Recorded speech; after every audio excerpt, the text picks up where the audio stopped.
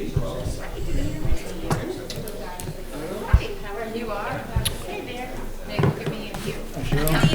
Cheryl, how are you?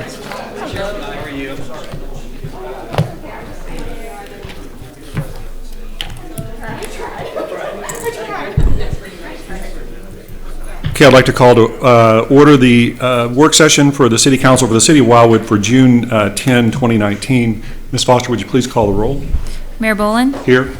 Councilmember Stevens? Here. Councilmember McCune? Here. Councilmember Boat? Present. Councilmember Bertolino? Here. Councilmember Dodwell?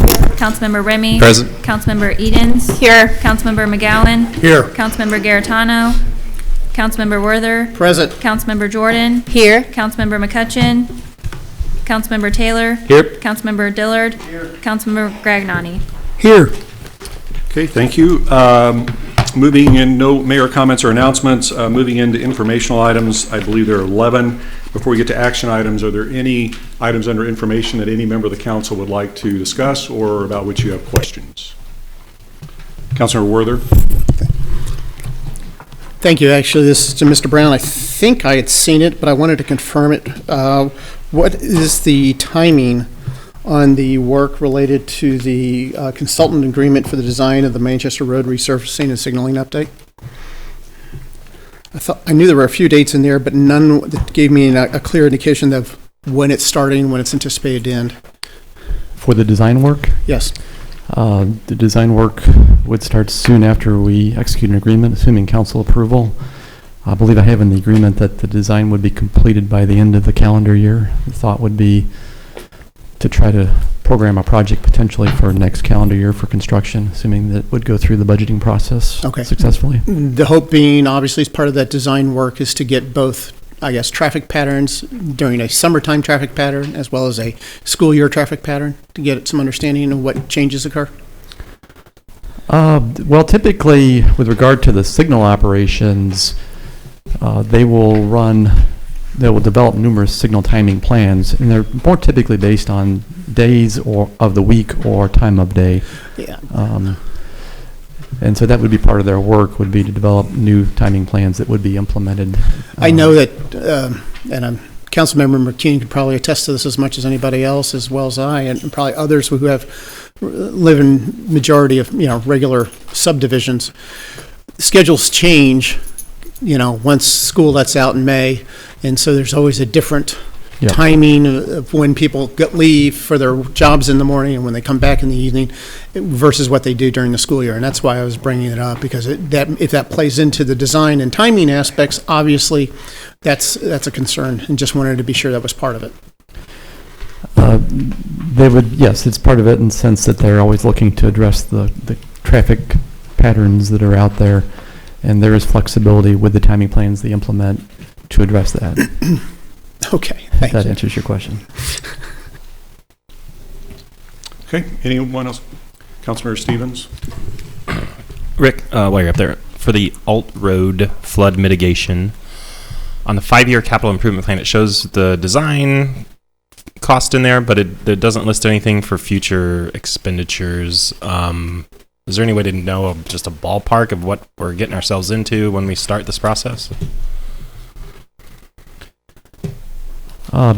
As far as the Alt Road project, I can get back to you. I don't recall that we have a conceptual cost estimate prepared for the road itself. I can double check and get back to you if we have one, or the council as a whole.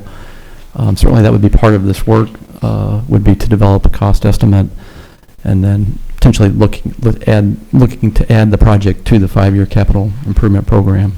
Okay, and then is that is that something that can get federal funds or state funds, FEMA funds for flood mitigation on something like that, or is that going to be all on Wildwood?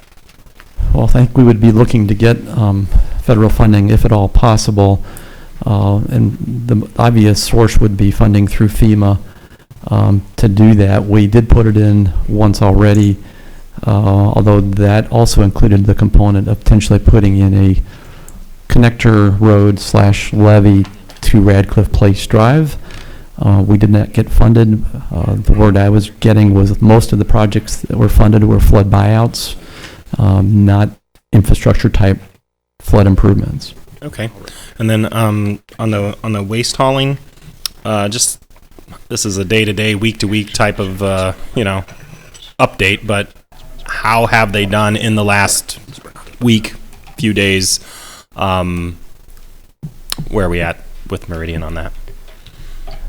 I will defer to the city administrator if he'd prefer to answer the question, or I'll be glad to. I'm sorry. Well, the question was really relative to Meridian and how has the last week to few days been regarding their performance. Since the meeting, I believe you said that you had a meeting with them at the last Admin Public Works Committee, so I was just seeing if they had followed through on their promises and if they had picked it up at least in the last week. Okay. It's not a short answer, but the short answer is that they are doing better. Okay. We are in contact with the president, the general manager, and their supervisor, who is on the ground in a pickup truck driving around Wildwood from sunup to sundown. So they are doing better. They are still behind simply because of the cascading effect of the problems that they had back around Memorial Day and quite honestly before then.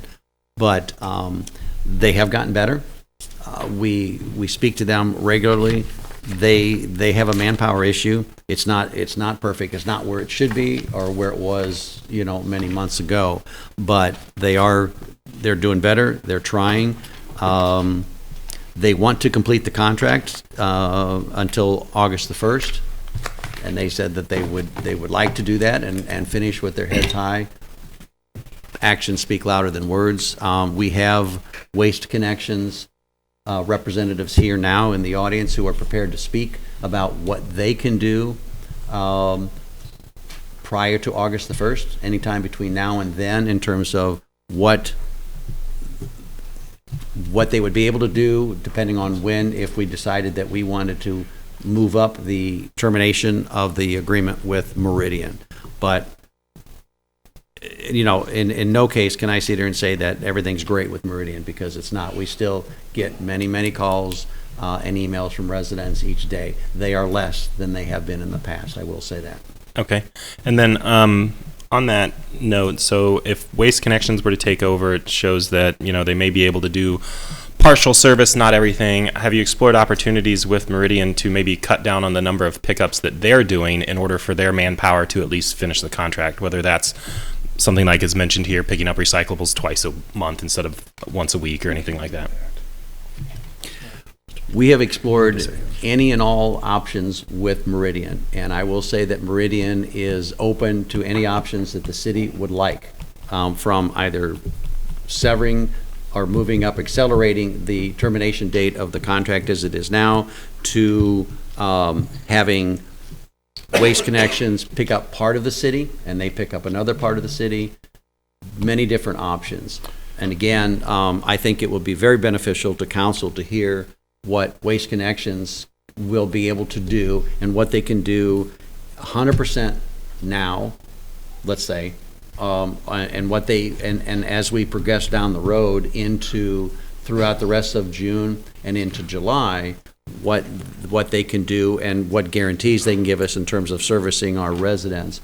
But whatever the council decides, if there is a decision to be made this evening, and we're not necessarily asking for one, but it's good information. But I will say that Meridian is willing to do anything that the city is asking them to do, but it also needs to be coordinated through Waste Connections. So before you ask your next question, City Attorney Young, you want to respond to that option relating to the contract with Meridian that we have and whether it's feasible?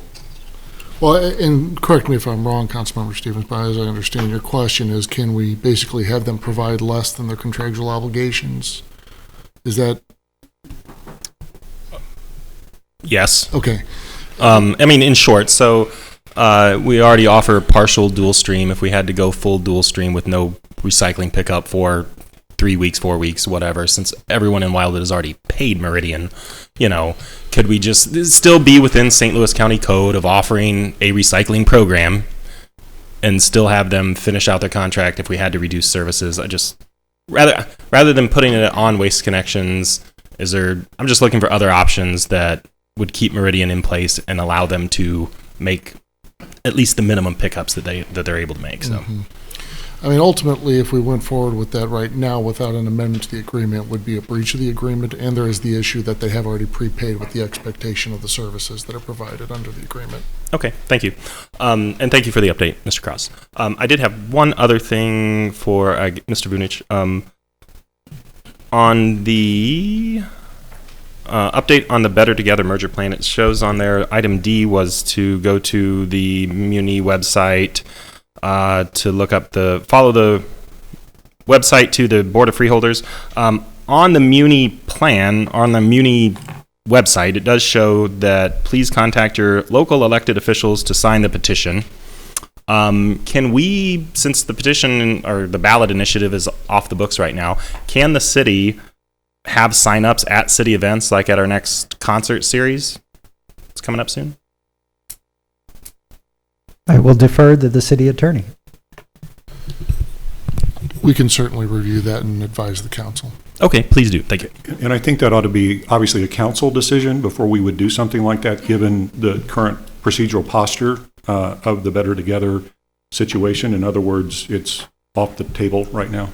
So, I think Well, like the municipal league is putting it out there. They're asking local officials to go out and get signatures. So I'm just wondering if we can do that within what we do here already. So I think yes, as long as the council would approve of doing it.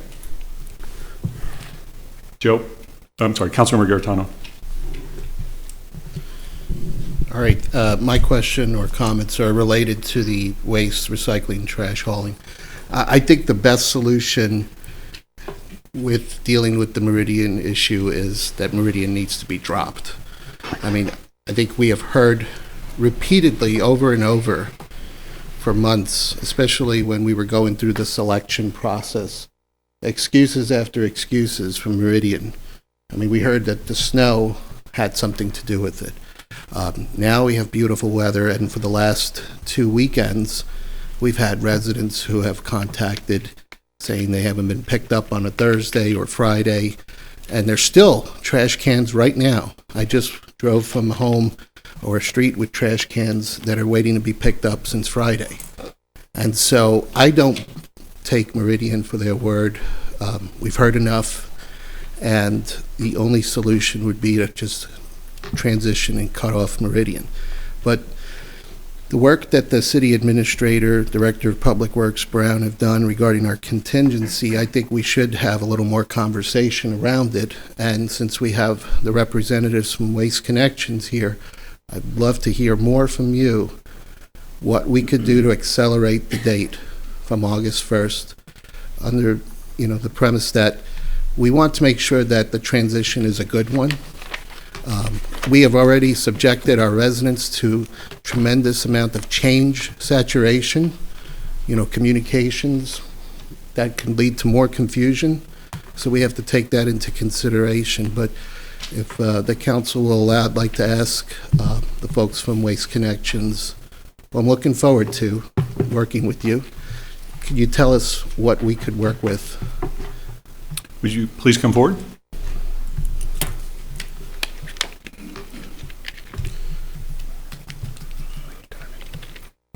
Good evening. So what we can do from the very outset is we can guarantee that trash will get picked up every night on a scheduled day. There will be nobody that doesn't have their trash picked up. Yard waste would be the same. Starting when? Starting July 1st, possibly even sooner. Okay. But the main thing is just training for our people is the most important thing, and safety, like we said from the onset, is the only thing that we care about, is to make sure that our drivers are safe, your residents are safe, and that we do it in a safe manner. It's a pretty simple task when you're prepared. But when you're not prepared, we got a lot of training still left to do. But the one thing we can promise you is that from day one, if you decided to, we can get the trash off the ground. We can get the yard waste off the ground. Recycle could possibly be a situation where we could be running a day behind, possibly 2 days behind as we get our people trained. We're still in the process of training our people. It's kind of an 8-week process that when we take on a new city, we put people through. So we'd be kind of jumping way ahead. But we have the manpower to bring in. But it would not be perfect on day one. Recycle would not get picked up like it's supposed to be. It possibly could, but I cannot make that commitment on day one. Trash, yes. Yard waste, yes. There would be nobody that came home from work and had their trash out on the street. But recycle would be something that would kind of be behind, and the reason why we put recycle out there is because it's probably less harmful. I'd rather have my recycle on the side of the street for a couple extra days, if need be, than my trash. But Or yard waste. Or yard waste. But it would get picked up that week. It just, we would be a little bit slower getting that picked up until we get our people fully trained. One of my first issues was making sure we had the smaller trucks in. All of our small trucks in for all the roadways are in, so that we can handle from the very beginning. But like I said, my only concern would be recycle. I wouldn't want to give you guys any. I'm sorry. Oh, I wouldn't want to give you guys any lead you in any misway, saying that it would be perfect from day one. August 1st, it will be perfect. There will be nobody that's missed, but there could be some hiccups here in the beginning by jumping this early in advance. But trash, yard waste, it would be picked up every day. Recycle would just be probably a day behind, possibly by the end of the week if we had some issues. So, Councilor Garrett, if I could follow up on your line of questioning. So, when do you think, or well, let me ask two questions. Prior to August the 1st, is it possible that you could essentially guarantee that recyclables would be picked up with no hiccups? And then the second part of that is, if so, what day would that be? Okay, I'm just saying that recycle might be starting to run behind. If we're still hiring, we got our people hired. It's just the proper training. We're just not going to put people in trucks and put them out there. We have a process we go through. So it's August 1 or nothing before, basically? To be perfect? To be perfect? Yes, it'd be. That's the best I could do. I mean, to be hiccups to where we might be a day behind on recycle and be out on Saturdays. That's what I would say. That I can tell you is probably going to be the option. I can't, but it could go perfect from day one. It's just I'm not going to mislead you in any way. Trash, yes. Yard waste, yes. Recycle could possibly be behind. Okay. Councilor Gaetano, anything further? I certainly will be interested to hear what other council members think, but I do have one question. If for some reason we find out Meridian over the next few weeks just says we're shutting down, how quick can you turn around? We will be there that day. Okay, so that's good to know that we have a backup plan. No matter what you place. decide, if there comes a situation or health hazard, if we have to send people out on Sundays, we look as this is our contract now. And even though we might not be in position right now and we're still not officially it, but if there's any health hazard, you call us as long as legally is okay for us to, we will be there that day to start picking trash up. Okay, I truly appreciate that partnership that you are forming with the city here. So I'll be interested to hear what other comments there are. Thank you. Councilmember Werther. Thank you. I wanted to get back to the Better Together comments. Thanks for standing up there. You don't need to for this question. Well, Councilor Werther, I think we have other hands on this issue while they're here. Would you mind? I'll defer for the time being. Thank you. Councilor McCune on this issue? Go ahead. It might be for the attorney. So my question is, I second what Councilmember Garetano said. I think Meridian's kind of ran their last leg here, and continuing with them just becomes a nightmare.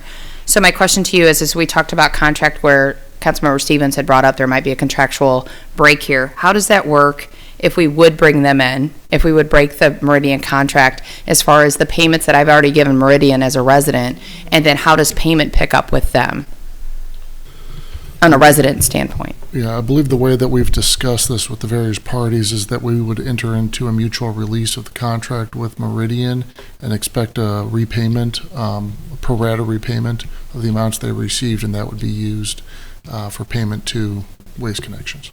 And then payment would pick up right away with, you guys would start billing day one, or how does that work with billing? Our billing system is, we just have to discuss that. I mean, we can probably push back to where we start the bills at a regular time and then just back bill 1 month or whatever we decide upon the city. I mean, bills might be a little bit confusing the first one they get because they've paid Meridian, but I mean, we can work that out. I mean, we would probably just continue with billing as if we were going to start on August 1st and just have the previous month on there, which is kind of unusual, but to make it more, instead of getting a bill for 1 month and then another bill for 3 months, I think it might be better just to put one bill out there. But then we could also just bill for the first quarter that we were actually taking over, and then maybe we could just work with and just get paid on the back end so that the residents aren't confused by this bill for July that they've already paid Meridian, because that gets confusing to people. I mean, that's just... Well, and also we've rolled out a transition plan, a communication plan. So the first newsletter will be hitting mailboxes on this next week or so to talk about the website and things like that. But the next two newsletters we have not finalized. So we have 2 more communication pieces going out July 1 and July 15th. where we can address all of those types of issues as well that we've committed to. Sure. So I would just want to comment if during these discussions that we do iron out the complication here, because we do have people on fixed incomes, and I would hate for them to wait for the Meridian check to come back and then they're being double billed. So I think that's a concern that's come from my ward. So thank you. Mr. Cross, you want to say something relative to Councilmember Kuhn's question? Yes, thank you, Mayor. With regards to the refunds, let's start with that. Most folks have paid through July 31st. Meridian has indicated, and as part of any mutual release, as Mr. Young just pointed out, would be at time of executing that release, a refund in a certain dollar amount to be agreed on by both parties of what that refund would be for the number of households that are currently contracted with Meridian. So we would have that check in hand. With regards to any billings, we've discussed a little bit with Waste Connections, but as Mr. Bergen just simply said, that it would be best to then wait and start the billing to those folks until August 1st, so that there is no double billing and there is no issues related to fixed incomes and so forth, Ms. McCune. So they would have paid, the money then would come to the city to then defray any additional costs that we could pay to them to help them in stepping up. But in no case would a resident be double billed for what they've already paid through July 1 and then get an additional billing from Waste Connections. Councilor Remy on this issue? Okay. Any other issue, or you're good? No, okay. Councilor Edens on the Meridian Waste Connections issue? Okay, I'll keep you on the list and come back to you. All right. Thank you for that. Councilor Dodwell on this issue? Okay, please go ahead. Joe, I understand your desire, as is I think everybody's up here, to get Meridian out of the picture as quickly as possible.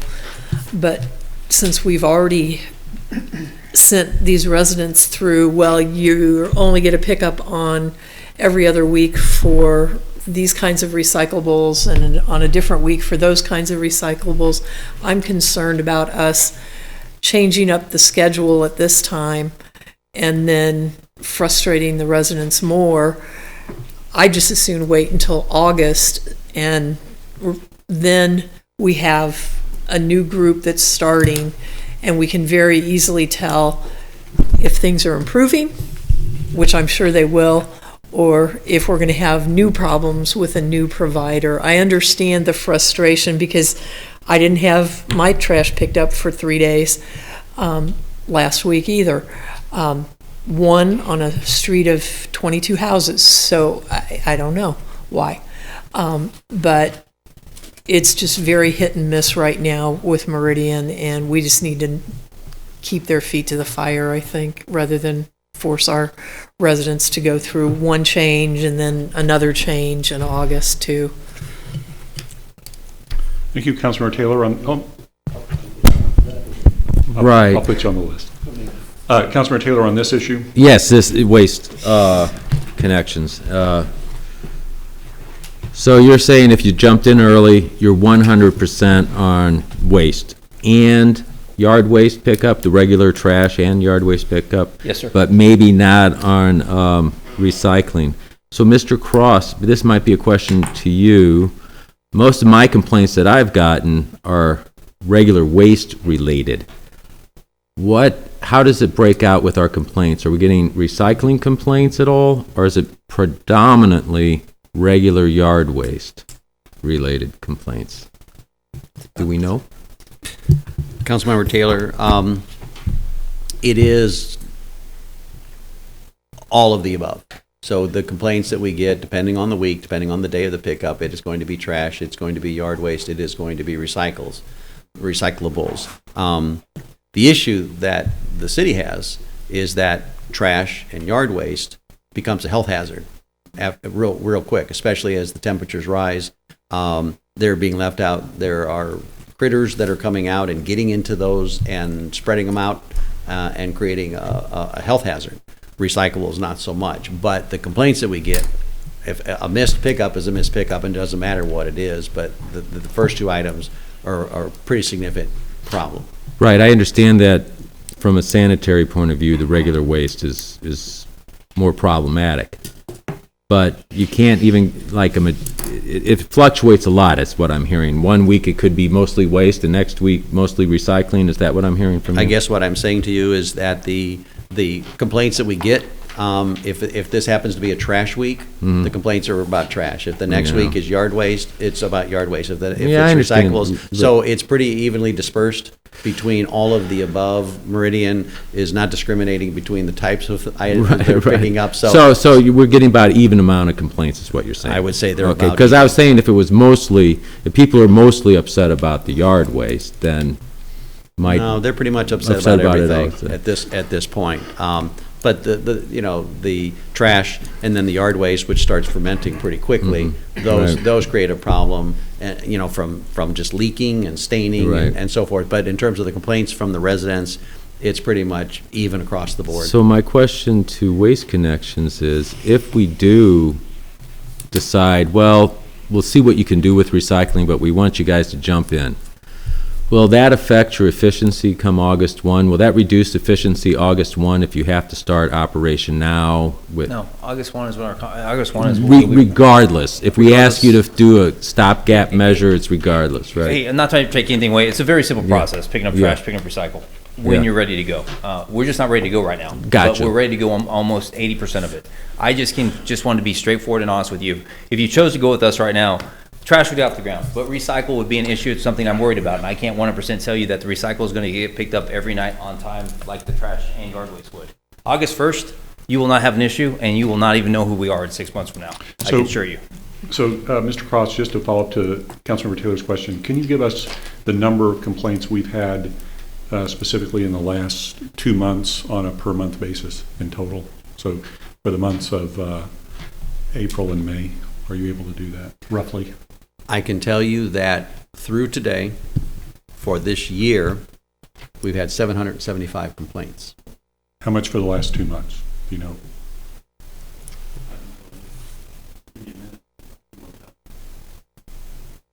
Okay, we can come back to that. Councilmember Jordan on this issue. Okay, go ahead.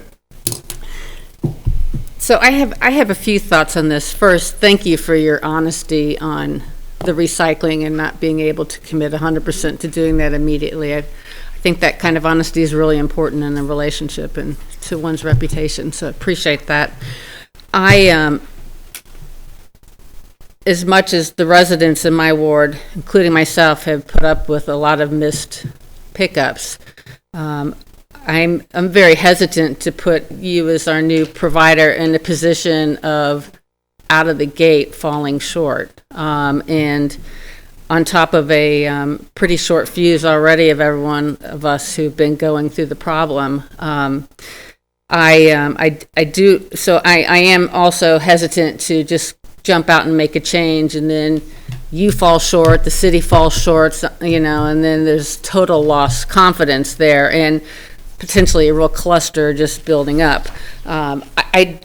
I do certainly like the discussion that I've heard in the past about a willingness that in a certain event, if a certain street or neighborhood is missed for a period of time that's problematic, that you would be willing on an exception basis to go get that particular area. Is that correct? Yes, ma'am. Is there a date by when that can begin? Because I am kind of curious, and this may be more for you, Mr. Cross, but we recently had that on the last trash go-around, quite a delay.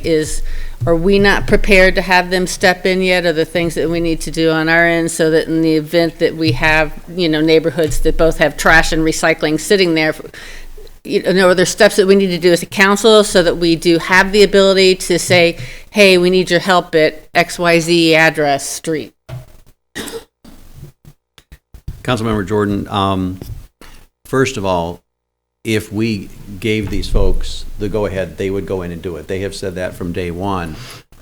We do have a bit of a legal issue, and I'll defer to our city attorney, because right now the contract with Meridian states that they are the sole provider of trash services within the city. So if we were to have these folks come in, we'd have to do something. So Mr. Young can talk about that if he chooses, but, so we'd have to work out a little bit of thing. I wouldn't see that as a big problem, quite honestly, given the cooperation of Meridian. I think that would be an easy thing to negotiate, just to have an addendum or something. And again, I don't want to place an attorney, but I think we could probably do that. But I'll let Mr. Young talk about that further. And I would ask Mr. Young if you could kind of outline, is there anything to prevent us from setting up that contingency in place so that we are in a position, if God forbid there is continued problem, that Mr. Cross has the ability to act, as does Waste Connections, to save the day? The short answer to your question is yes, we can do that. There's some hurdles we'll have to go through to do it, but we can certainly do it. Just negotiating terms with both Meridian and Waste Connections. I don't know if that requires a motion, but I would make a motion that we start that action so that we have a contingency plan in place. And you're seconding it, is that what? Yeah, seconded by Councilmember Dodwell. So we have a motion on the floor. And could you restate that again, Councilmember Jordan, just to be sure we get it? Yeah, I make a motion that Mr. Young take the legal steps necessary to document a contingency plan so that the city has the ability to be nimble and call in Waste Connections on an exception basis where there has been missed pickup that has gone more than, a couple days. Okay. And Councilor Dodwell, you're good with the second? Okay, so that's the motion on the floor. Discussion on the motion. Councilmember Remy? Didn't we at the Admin Public Works meeting request that for this evening? That information to be documented? My understanding is we asked the co-city administrator and Director of Public Works, Rick Brown, to come with what we're hearing tonight, which is what are the steps necessary, but I believe this might be separate because we're asking now for the legal steps to move forward with that. So I would support this motion here. Any further discussion on the motion? See no discussion, all in favor, please say aye. Aye. Any opposed? Any abstentions? Okay, so that motion carries. Anything further, Councilmember Jordan? I think that would be it. Thank you very much. Councilor McGowan on this issue? Yes. Okay, go ahead. I'd just like to go back to this issue of the refunds. Is it my understanding that if we were to bring Waste Connections in early, that what would happen is that for folks who have already paid Meridian, a determination would be made of that pro rata amount that has been overpaid, if you will, and a refund would go directly from Meridian to Waste Connection, who would then pick up the service at that point. Is that how this would work? As opposed to, when I think of refunds, that's going back to whoever paid it originally, at least that's the way I think of it, which obviously are the individual customers, and that's going to be an absolute nightmare. Councilmember McGowan, the discussion that we have had with all parties, including Mr. Young, is that there would be a document prepared that would document the amount of refunds by resident for the pro rata amount between what they paid on July 31st to the date that we made the switch. That dollar amount would go to the city. That check would be presented to the city at the time that we executed the mutual release of all parties. The residents who have paid through 7/31, that they have paid for service, and it'll be transparent to them. Well, maybe that's not their correct word. It won't be necessarily transparent, but we will just switch over from Meridian to Waste Connections. Waste Connections billing won't start until August 1. So they're not going to pay any more. They're not going to get any money back. With this one caveat, there are quite a few customers that are so fed up that are sending emails to us saying, I want a refund. I want, I'm not getting it picked up and so forth. We pass that on to Meridian, and Meridian puts it into their queue and says, yes, we'll give them a refund. So they're being cooperative in terms of getting the refunds to customers who have specifically said, I want a refund for terrible service.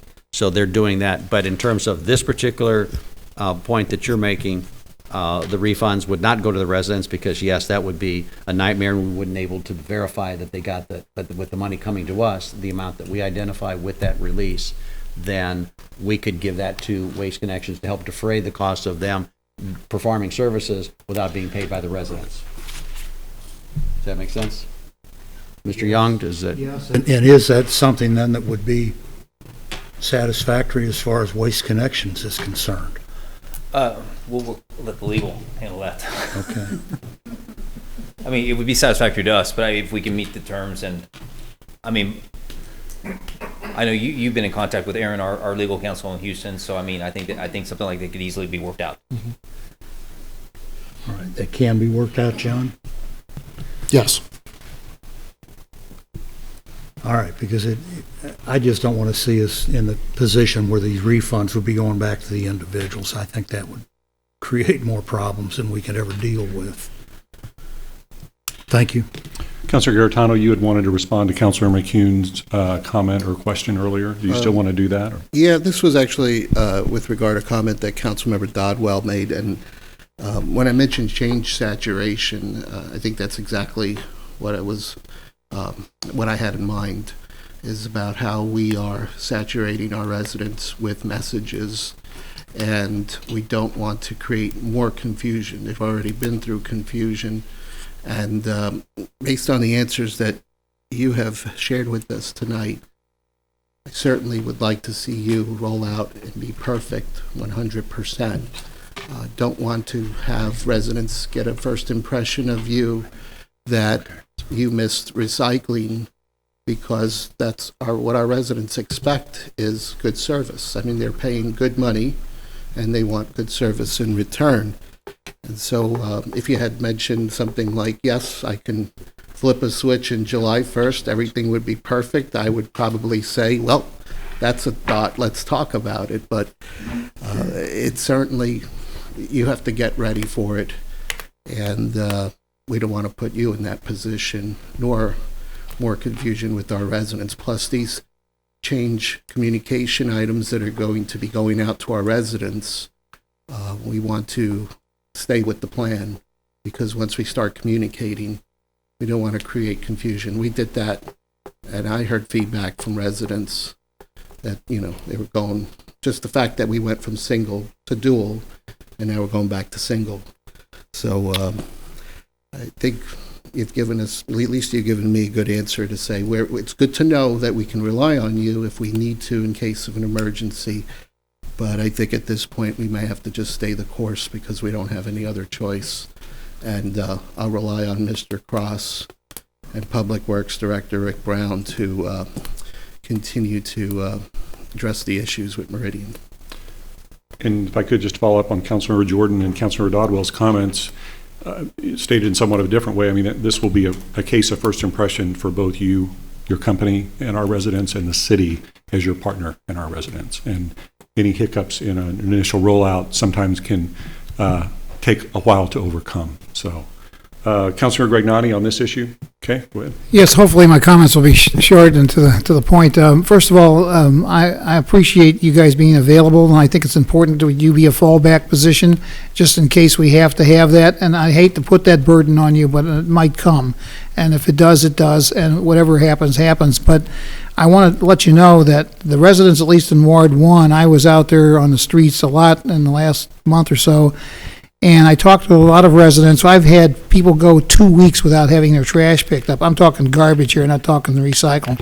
And that's unacceptable, as you know, from a public health standpoint. We've had to force them, Meridian, to go out and pick them up. So that can't happen anymore. The other thing is that people want to go back to single stream, but they don't know exactly what that means. I've been trying to educate people as I go along, telling them you can't put pizza boxes in there, and there are limitations. Do we have a list from you somewhere that they're going to get that they can pin on their refrigerators that lets them know what it is that they can actually put in the single stream boxes? Linda's handling all of our initial rollout as far as that, so I'll let her talk about that. We do have our website up that they can go to on the 15th, like we said we would.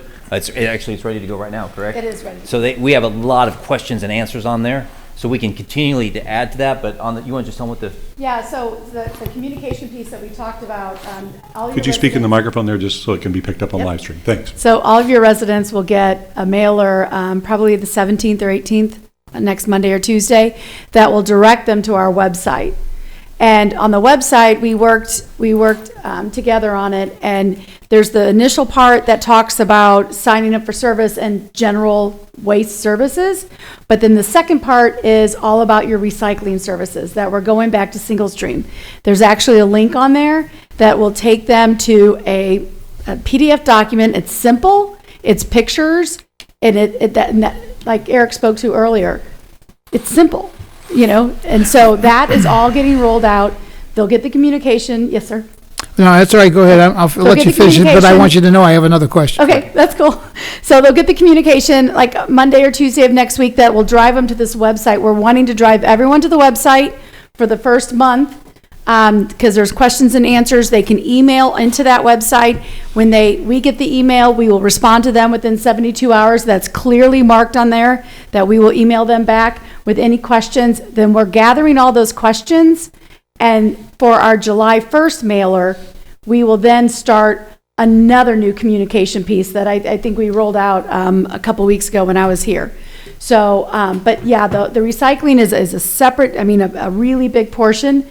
And then when we get these new questions, we're planning to add those to these on the website. But you have your own link. If you go into Waste Connections, there's that logo right there that'll take you to your link. Anything further, Councilmember? Yeah, I wanted to point out to you that that's all fine and well and good, but you understand that in Ward 1 and 6, some of our people don't have internet access, at least some of them don't even have, some of them have none at all, and others yet have access which is fairly poor. So I think it's important that you're going to have to contact them through snail mail in order for them to have those items that you were talking about. We're sending 3 mailers out. And then on the second mailer, lets them know that on July 15th, we'll start accepting phone calls into our customer service because we'll be completely staffed for that as well. So they can call in on July 15th and you have any questions answered. They tell us we're not rural. Baloney. We are. Okay. Thank you. Councilmember Stevens on this issue? Yes. I don't know if this is for Mr. Cross or Mr. Young, but with 775 complaints this year, we sent out that letter to Meridian. It listed a lot less than that. Is there any way to do... That's a good segue. Let's get the numbers exactly. Rick has those. So Okay, but I'm just... Yeah, is there an update on that? Have we done more investigation to... He's going to give us the numbers. So. Okay. Yeah, Mayor and council members, as far as the reported complaints that we've received from Meridian, the total in May was 153 complaints. That is the highest month we've had over the last 3 years, so that was the record month. April was 114. March was actually pretty much better, it was 53, and then February was 141. Now, I would say that those complaints are not indicative of all missed residents. Obviously, those are just people who've called in. In many cases, those are streets that have been missed or subdivisions that have been missed. So there's a lot more than meets the eye necessarily with that number. Correct. So, like, how many of those of that number is the city available to for the breach of contract with Meridian? Like, how many are they able to back charge them for? We're going to come back to you.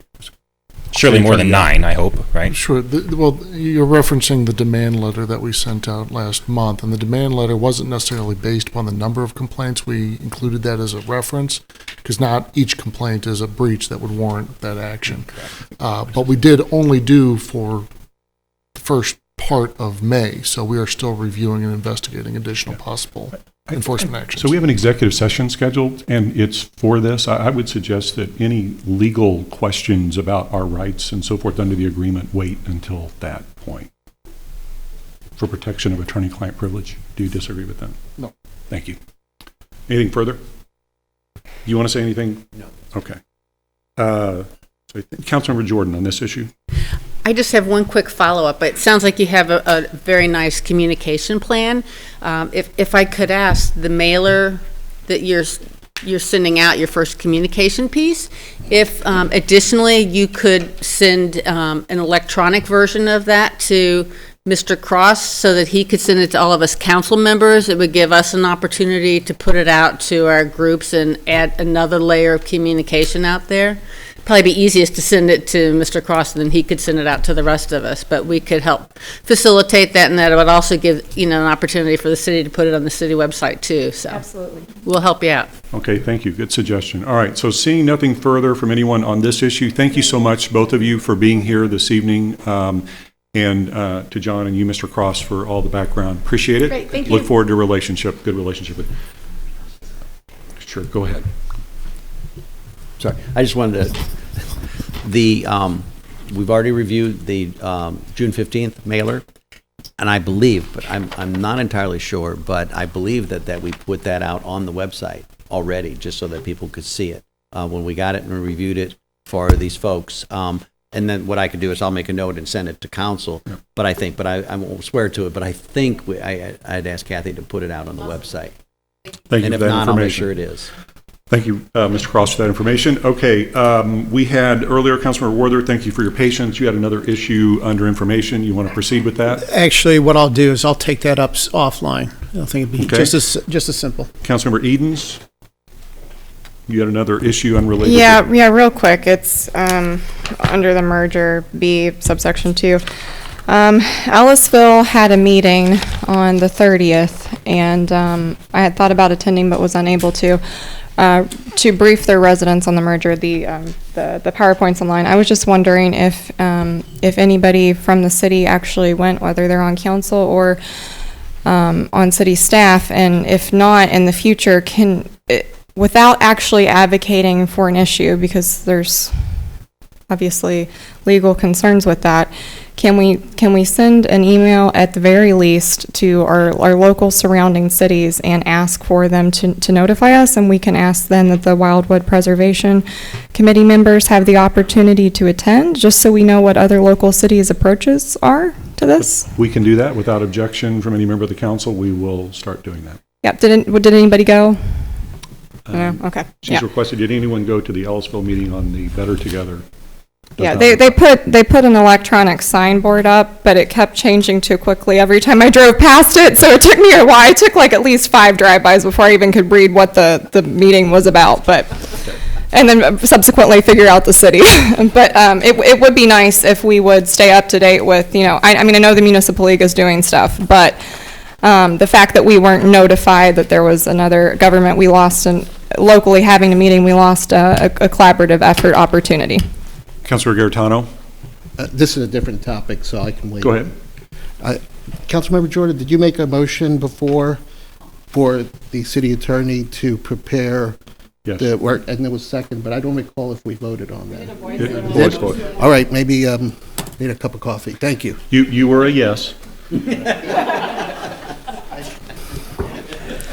And we have it on camera. Thank you. I better to ask than not, but I just wasn't sure. All right, no problem. It's always good to be sure. Okay, moving, Councilman Remy. I was going to just lighten the mood and welcome back Miss Foster. I don't know if we did that yet. Yes. Thank you. Welcome back, Ms. Foster. Good to have you. All right, moving into action items, Joe, Wildwood Barbecue Bash, there are 2 items. Do you want to handle these separately or in tandem? In tandem, sir, Okay. with your permission. Absolutely.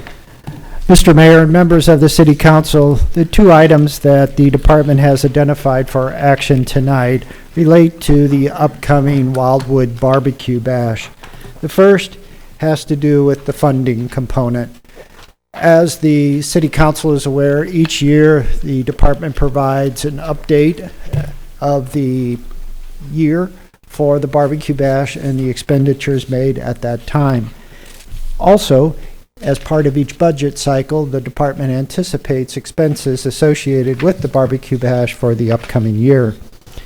A table is provided that indicated the amount that was budgeted last year, 2018, for the barbecue bash, along with what was spent, and then also what was budgeted in 2019 in anticipation of this upcoming year. The department has been costing out the services and the additional funds that were spent last year, and wanted to advise the City Council in advance of the event of the additional charges that the barbecue bash for 2019 will entail. So tonight, the department is providing you that information. It appears that an additional $11,000 will be necessary to meet the demands associated with security lighting, additional electricity or electrical layout for the lighting, and management needs associated with the community college. That's the first item. Also, as part of this particular matter, the department has provided you the Memorandum of Understanding with St. Louis Community College Wildwood campus for the use of their facility for the 2019 event. As part of the Memorandum of Understanding, it is identical in all aspects except for the compensation component, which was referred to in the previous memo relating to the increase in cost. Both of these items are for consideration and discussion tonight. Thank you. Joe, are you looking for a motion relative to approval of the additional 11,000? Yes, that would be requested, and the Memorandum of Understanding is on the regular session for consideration. Right. Okay. Councilor Dodwell. I'd like to make a motion that we approve the additional $11,000 for the barbecue bash. Second by Councilmember McCune. Motion on the floor is for the $11,000 for the barbecue bash, the additional amount to be approved. Councilmember Bertolino. Joe, you know, we used to have heartburn because we, no pun intended for the barbecue, but we used to have heartburn over $25,000 that we used to put up for the barbecue bash. And now we're up to 40 going to 55 or 51 or whatever it is. Have we made, in that time, have we made any efforts to have home fires start kicking in some of that money? You know, we've doubled what we've given. Have we gotten any discussion with them on that? In years past, there's always been a kind of standing request that St. Louis Home Fires, the city's partner in this particular event, provide their cost and revenues and ultimately what the barbecue bash made for that individual. This year, we received that information, and this year was the first year that the event went into the red for the organizer. The cost exceeded the revenues received. That's part of the reason the department is here before you tonight. The barbecue bash cannot obviously continue without a reorientation of sorts. The city would assume a greater amount of participation in the areas that are appropriate. Again, public safety, public health, and general welfare. The organizer is doing more to find sponsorships, and I think this will be fluid. I think each year there may be a decrease, there may be an increase, or we may stay steady. It's really all about sponsorships and attendance. And as part of the overall barbecue bash, the organizer, Frank Schmier, has done more to bring charities in, and as he's brought more charities in, the pie gets split more and more. And so his percentage of that overall is being reduced that way as well. But there's a lot of factors which I think justify the additional cost that we've absorbed. In the end, it is the most popular event the city provides, and it's in partnership with a private entity. But we do have those figures this year, and it was not a good year for the organizer, and certainly from that perspective, we're trying to kind of head it off earlier than later. And just to follow up, Joe, on Councilmember Bertolino's question, and this is not to, I'm not asking this question in any way it's not intended to be negative as to the 11,000 or the way the event is run, but just as a matter of due diligence, like we do with our Wildwood celebration, do you think that it would be possible for the council, without objection, to get maybe a pro forma 3-year plan going forward for the next 3 years as to this event, so that we don't just to make sure we don't have any surprises of consequence, and maybe if there are ways that we can look at fine-tuning that plan and helping with it, or having suggestions as to it, we could know about that ahead of time rather than on site 3 years from now. Without objection from the Planning and Parks Committee, I think that's something we could place on our agenda and then work through with the organizer. So as we do know what might to expect in the upcoming 3-year period. Would you want to run it through Planning and Parks or just have it approved tonight? Or does it matter to you? It was at Planning and Parks. The department had a request from the organizer to speed up the process because we had to cancel our meeting in May because of the weather. And so he is behind in notifying the participants, and so that's why it's here. So I would request, per the organizer and the department, that we go ahead and act upon it, but we could certainly do that per forma then for future years. Right, yeah, this wasn't intended to be anything in the next week or so, just Okay. going forward when time, I mean, we could set a deadline that the council gets it, say, by third quarter this year, or the end of third quarter this year. That's fine, and I still think the committee's the best structure in terms of they review, recommend, and then Agreed. city council receives it. That's So- okay with the council. Yeah, so the idea would be we get it as a full council within, by the end of the third quarter this year, but the substantive review of that would originate out of planning and parks. Yes. Okay, without objection, is there any objection to that approach, any member of the council? Councilor McCune? We do have a motion on the floor, we're going to get to that, okay. All right, any further discussion as to the motion for 11th, Councilor Stevens? So if this was the first year that they're in the red and they come directly to the government, like did they give you any feedback on what they're doing to make sure that they're in the black for this year? I mean, just charging 50 cents more a beer, like surely there's other ways that they can raise funds, not just through sponsorships alone, right? Yes, first and foremost, Mr. Schmier is looking at ways to cut his costs, particularly on the physical side of the ledger, so to speak, meaning the electrical charges that until now was borne entirely by the private entity. So we're looking at other alternatives there and doing more competitive bidding, just to ensure that we are staying competitive with those costs. He's also looking at cost increases across the board. So there's things that he is doing both on the preventative side and out with the with the other entities. But sponsorships seem to carry much of the burden over the course of the last few years. Okay, and then just to get more in detail, on the lighting needs and the electric needs, are those just the portable light poles that are put out there and the portable generators? Primarily, it's the portable lights that we needed to install in areas of the community college where it's just a dark environment. Their needs are different than what our needs are for the barbecue bash, and we have to run a lot more electric to some of those, not all of those. And the grounds are just larger than what we have been working with previously.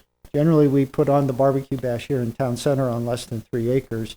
Over there, we're up around 5 acres. And about, how much more lighting are they bringing in? It just seems like even $11,000. I know $11,000 is nothing, right? But if those light poles, you rent them $350 a piece. I mean, for a week, it just seems like it's a lot of money for if we're only adding a little bit more light. Or is this a lot more light that we're adding? It's a substantial amount of lighting, in my opinion, but again, it also takes into account some of the electrical work that's necessary to support the event.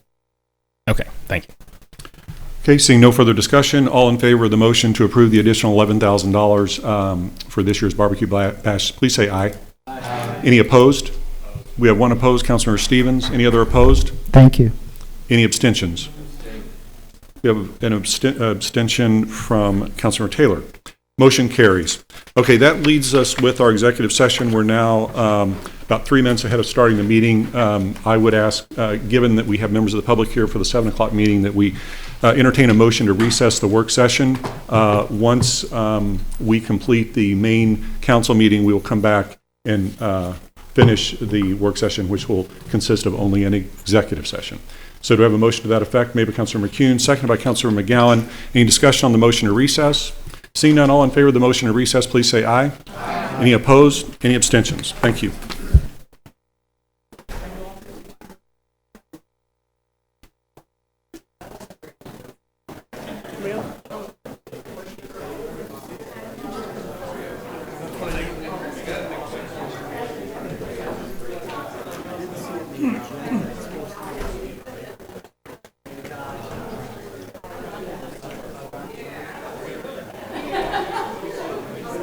Thank you.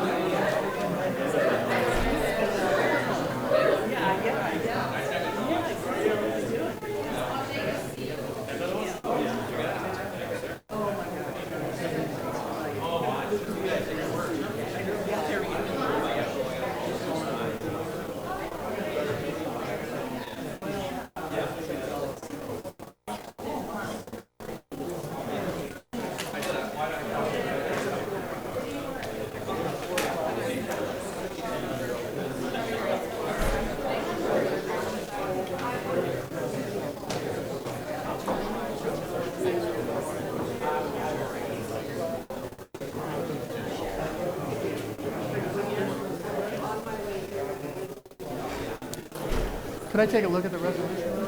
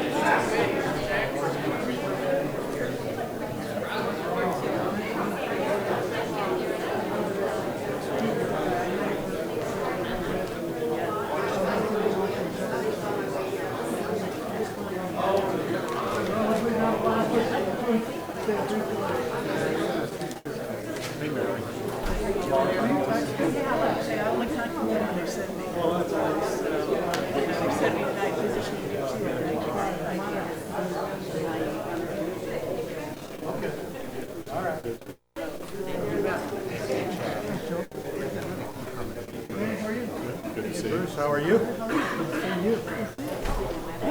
How's everything up in Jeff City? Doing okay? So far, you know. Good. Yeah. Good. Not going quite as way I wanted to all the time. Good.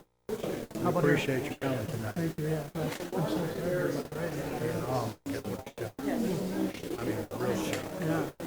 Really was. It took all of us.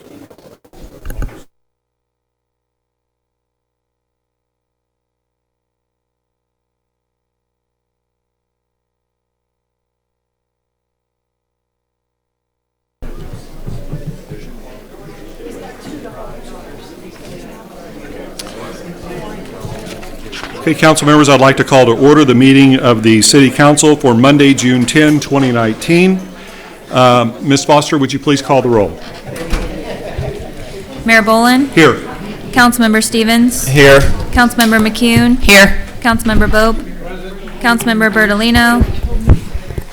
Councilmember Dodwell? Here. Councilmember Remy? Present. Councilmember Edens? Present. Councilmember McGowan? Here. Councilmember Garrettano? Here. Councilmember Werther? Present. Councilmember Jordan? Here. Councilmember McCutcheon? Here. Councilmember Taylor? Here. Councilmember Dillard? Here. Councilmember Gragnani? Here.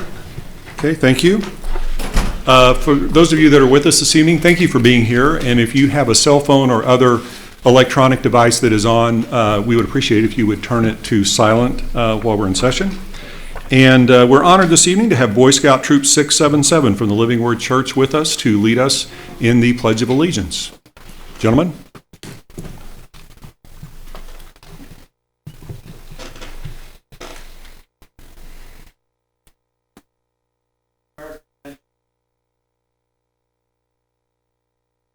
Please rise.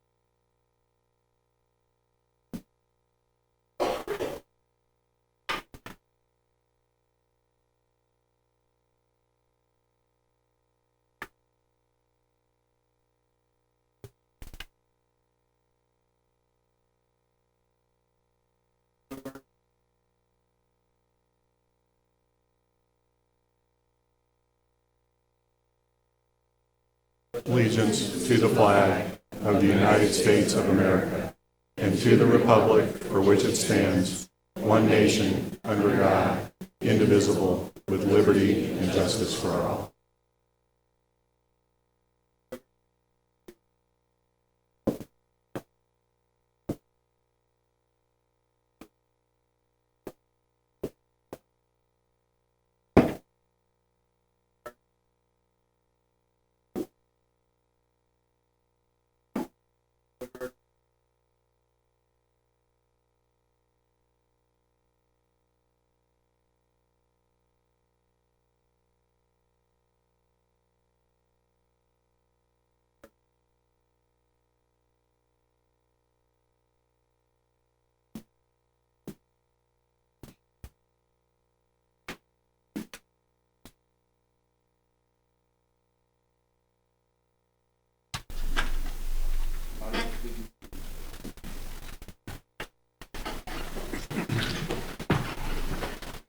Okay, thank you so much for being with us this evening. Great job. Moving next to approval of minutes for the May 28, 2019 work session and regular agenda. There are no comments or questions. We entertain a motion to approve made by Councilmember McGowan, second by Councilmember Dodwell. Any discussion on the motion? Seeing none, all in favor of approving the minutes, please say aye. Aye. Any opposed? Any abstentions? All right, thank you. Moving next to public participation. Public comment is a valuable component of our meeting. Anyone who wishes to speak must complete a speaker card and provide it to the city clerk, who is seated to your left of the podium. When your name is called, please approach the podium and state your name and the ward from which you're from. To ensure that all who wish to speak have the opportunity to do so, there is a 5-minute time limitation. I will let you know when the time limit is reached. If you have any questions for us, please mention that during your remarks and identify the official you would like to respond. That official will make note of it, and at the conclusion of public participation, any official who chooses to respond will have 3 minutes to do so as to all questions directed to that official. The official may choose to respond to your questions after tonight's meeting, and we may also post any responses on the City Council page of our website. Please be respectful to others in making your remarks. That means that interrupting others and using profane and abusive language are prohibited. And I want to thank everyone in advance for following these. And just as a side note, if you're here for the public hearing that we have later on the agenda, we will have an opportunity to speak relative to that. Ms. Foster, please call the first speaker. Rhonda Swisher, Ward 1.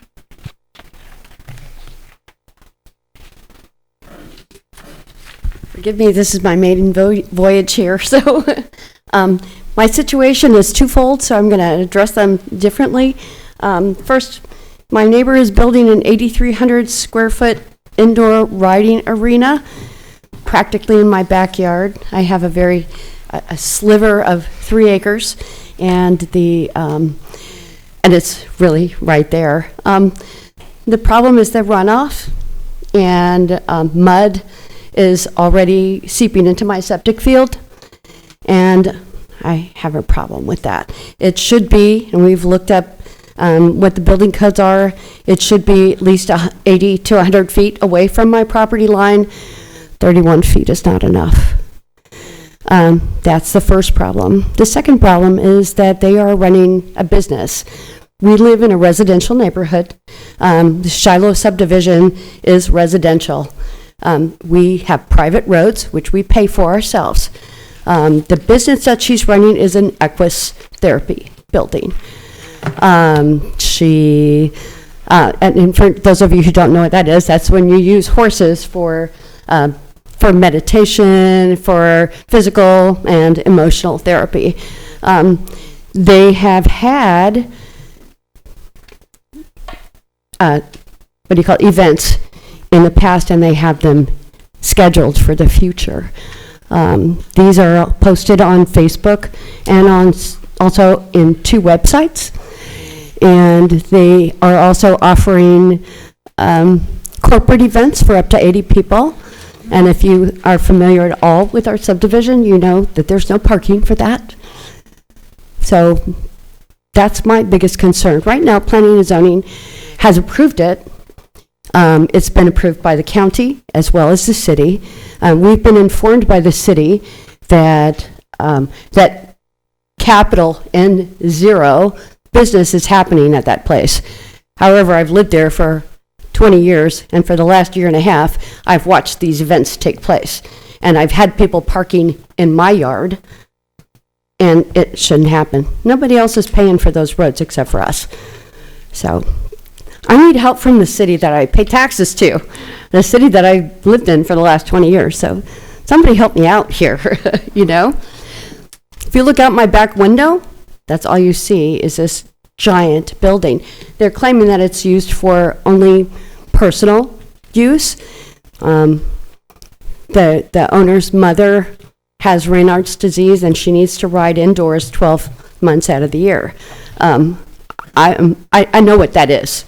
And if it didn't replace an existing outdoor arena that she was already doing business in, I might not have had a question about it. But here we have an indoor riding arena with a huge roof on it, which, I mean, I don't own the view. I know that. But it's really quite upsetting. So, asking for help. If you can. Do you have any questions for me? We don't, we just listen to you at this point. So I know, okay, all right, so should I just sit down? If you're I'd like to done. tell them I don't know. If you're done. All right, thank you very much. Thank you. Next speaker card, please. Molly Runquist, Ward 6.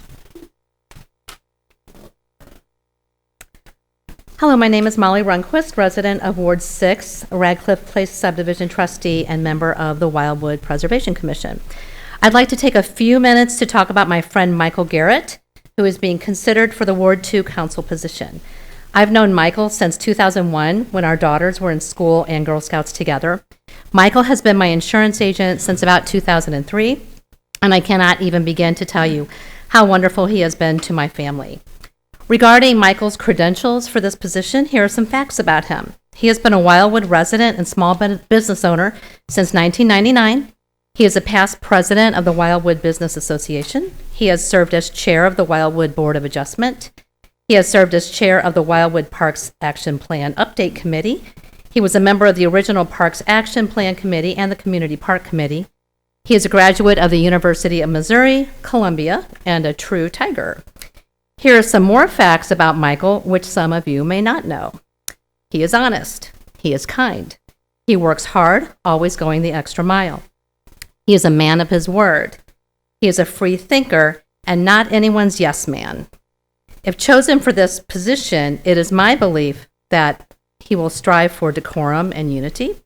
He will absolutely not align himself into anyone's camp. He will make thoughtful and sound decisions based on what his heart and his head tell him is right. He will always do what is best for the citizens of Wildwood. In summary, I ask that you put your faith in Michael and vote yes for this appointment to City Council. I simply cannot imagine anyone more qualified or better suited to fill this vacancy. Thank you for your time. Thank you. Next speaker card, please. Robert Epstein. Mr. Mayor, members of the council, my name is Rob Epstein. I'm an attorney with Spencer Fain. Our office is located at 1 North Brentwood in Clayton. I'm here tonight on behalf of Meridian Waste Services of Missouri. And a couple of things that my client has asked that you all consider before you proceed with your resolution. One, Meridian believes it has honored its contract and will do so through the end of the term, or will do so through June the 23rd, which was a date that I believe Mr. Cross spoke with Mr. Kevin O'Brien about with respect to considering an early termination of that contract. The overture about terminating that contract did not come from my client. It came from the city. That offer, after it was made, before it was accepted, was rescinded. So there is no pending offer on the table. At this point, there's a contract that by its terms will expire August 1st of this year, roughly 7 weeks from today. So to be clear, Meridian is willing to honor the terms of the contract through the term, if that's what the city wants. If the city instead would prefer to terminate the contract sooner, Meridian is willing to do that as well. I'm not here to debate what's happened or to argue about who's right or who's wrong. I think we're well beyond that. I think we're at a point right now where we have an impasse The city has chosen to move on to bring in another company to provide these services, and there's no argument about that from Meridian. But it would be fair to say that Meridian takes a very different position with respect to what's happened, and I don't want to go into the details on it, but I do want to make it very clear so that there's no misunderstanding that Meridian has not sought to terminate the contract early. That is something that came from the city and not from Meridian. But Meridian is willing to work with the city to carry the contract out through its term, or is willing to terminate it sooner if that's the desire of the city. Thank you. Thank you. Next speaker card, please. Michael Bollinger, Ward 6.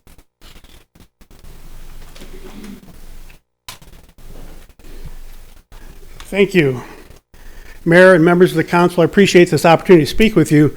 It's rather timely that I get to follow the last speaker.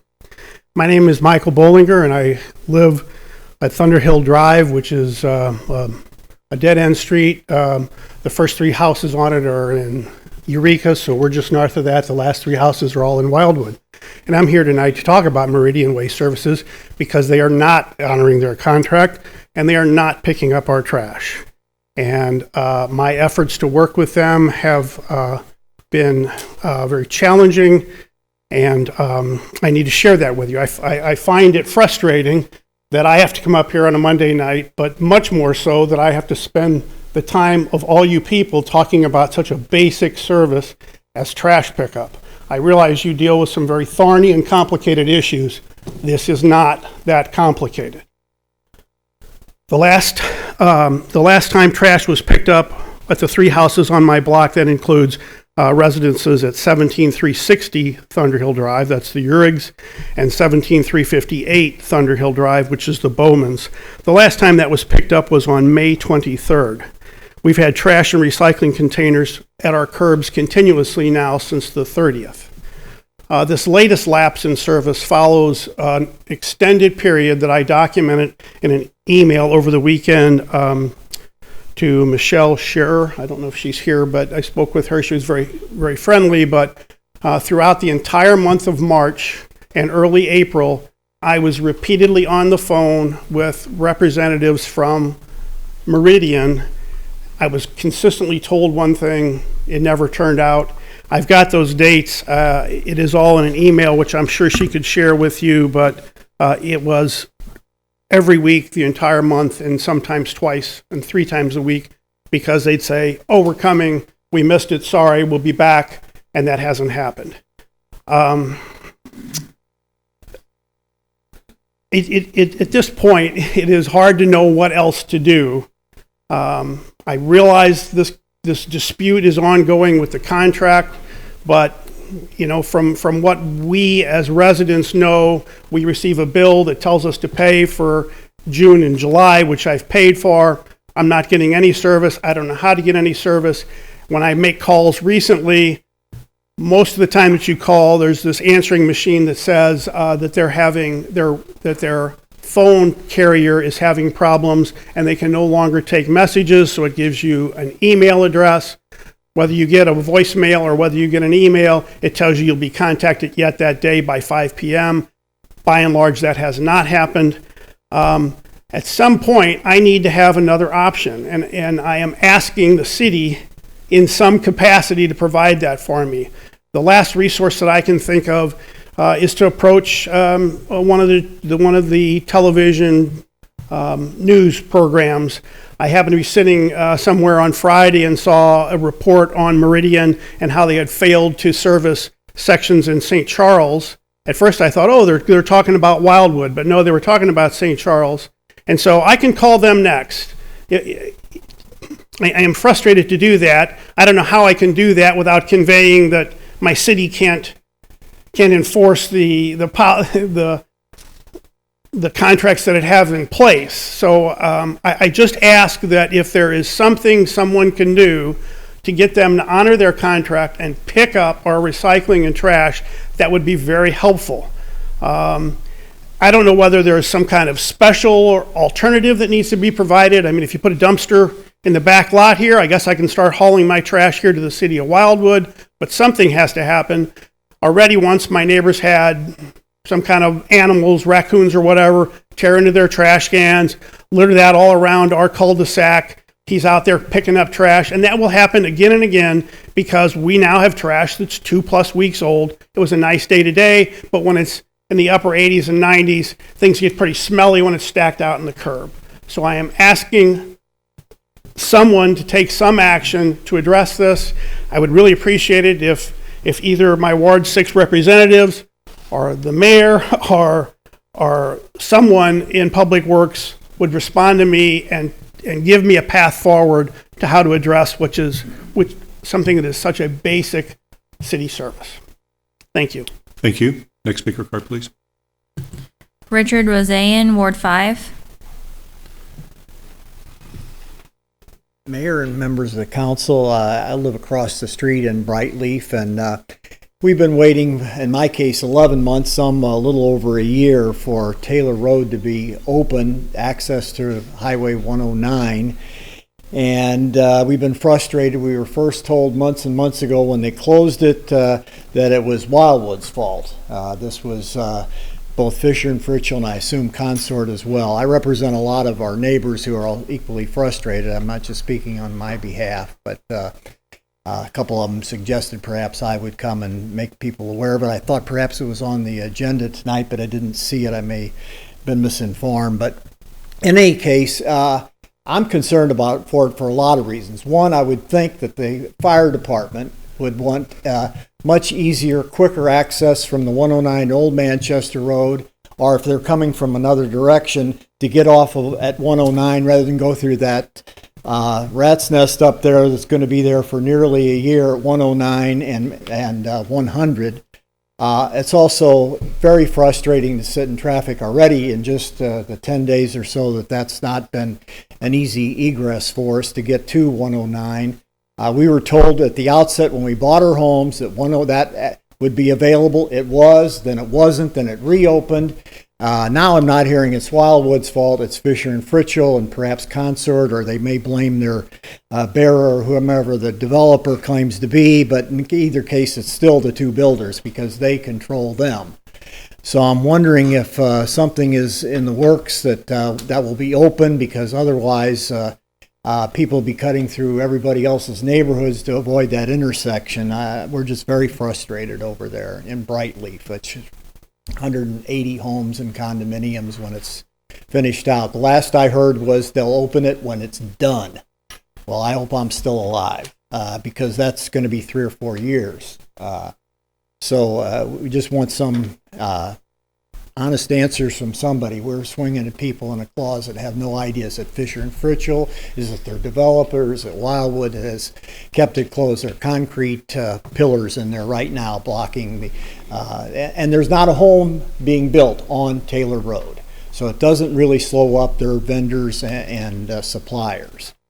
Thank you very much. Thank you. Next speaker card, please. Vern Hudson, Ward 4.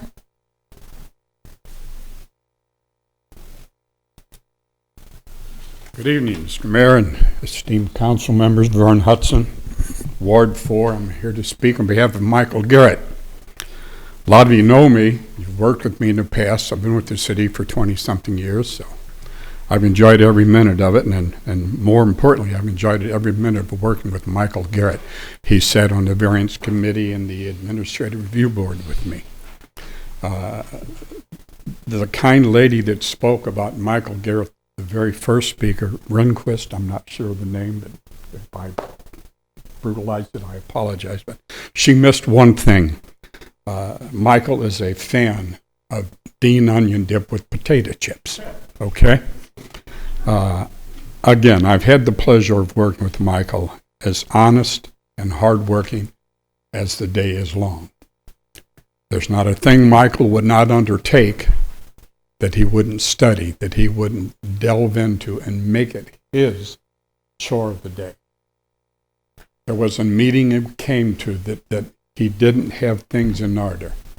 Rule of Hoyle, he had it all down. I've learned so much to him, and I've chaired many years different positions there, but I've learned so much from Mr. Garrett. I would request that the council vote heartily in Mr. Garrett's reception. hopefully. There's not a better man out there in Ward 2 that I can think of. Thank you, and have a great night. Thank you. Next speaker card, please. Ken Remy, Ward 3.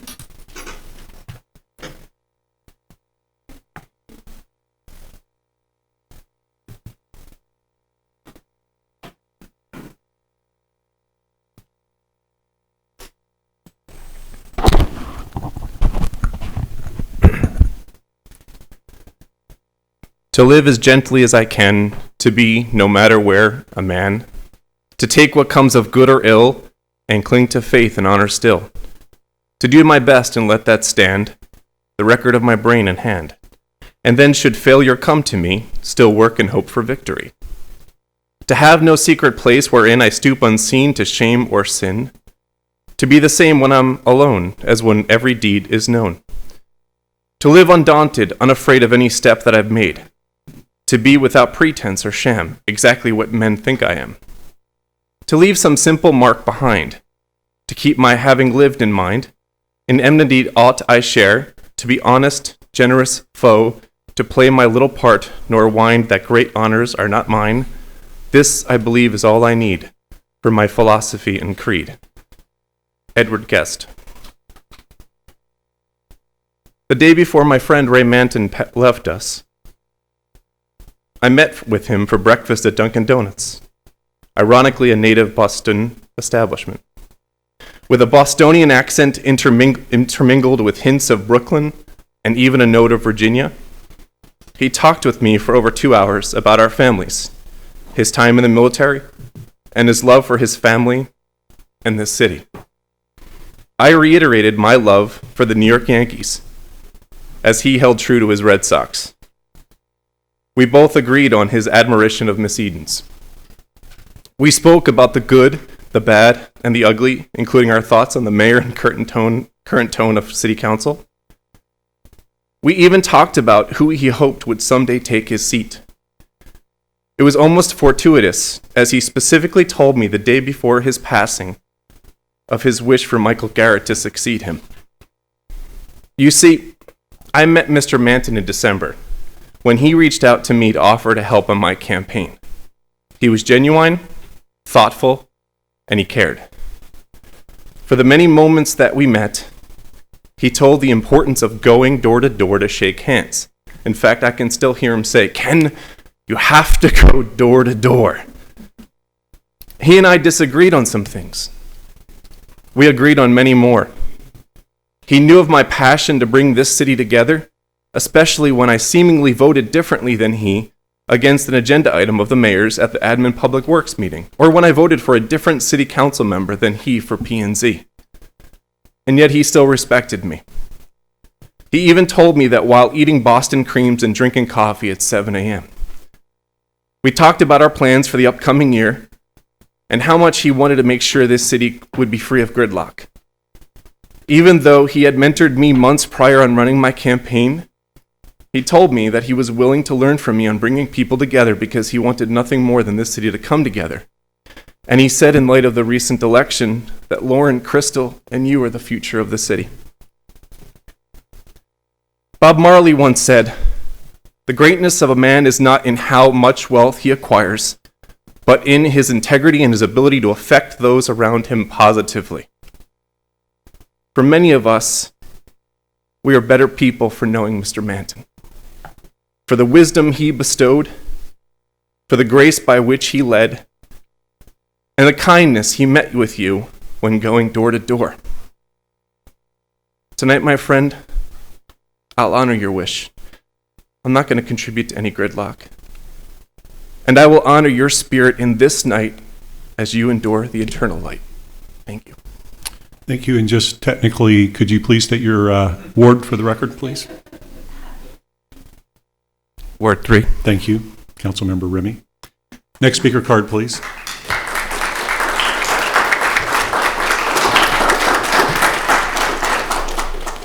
Deborah Coleman, Ward 6.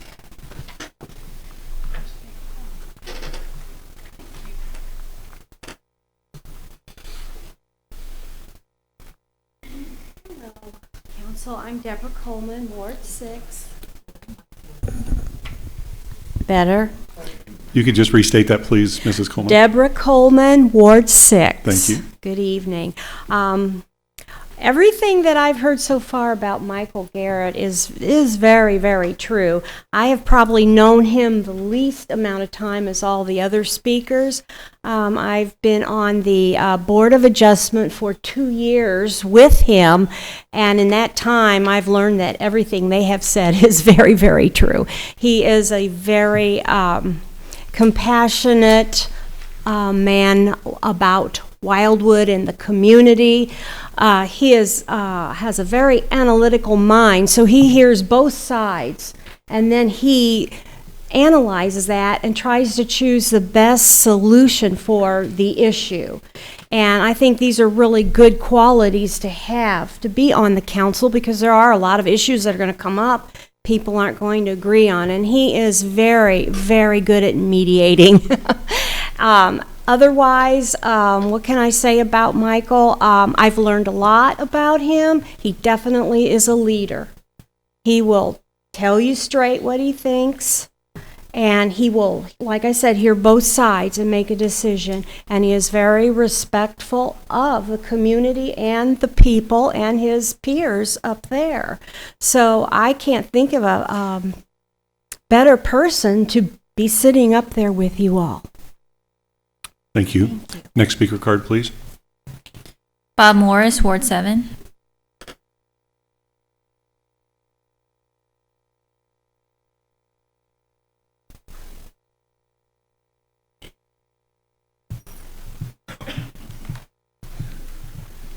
My name is Bob Morris, Ward 7. I am here to ask your support for Michael Garrett for Councilman of Ward 2.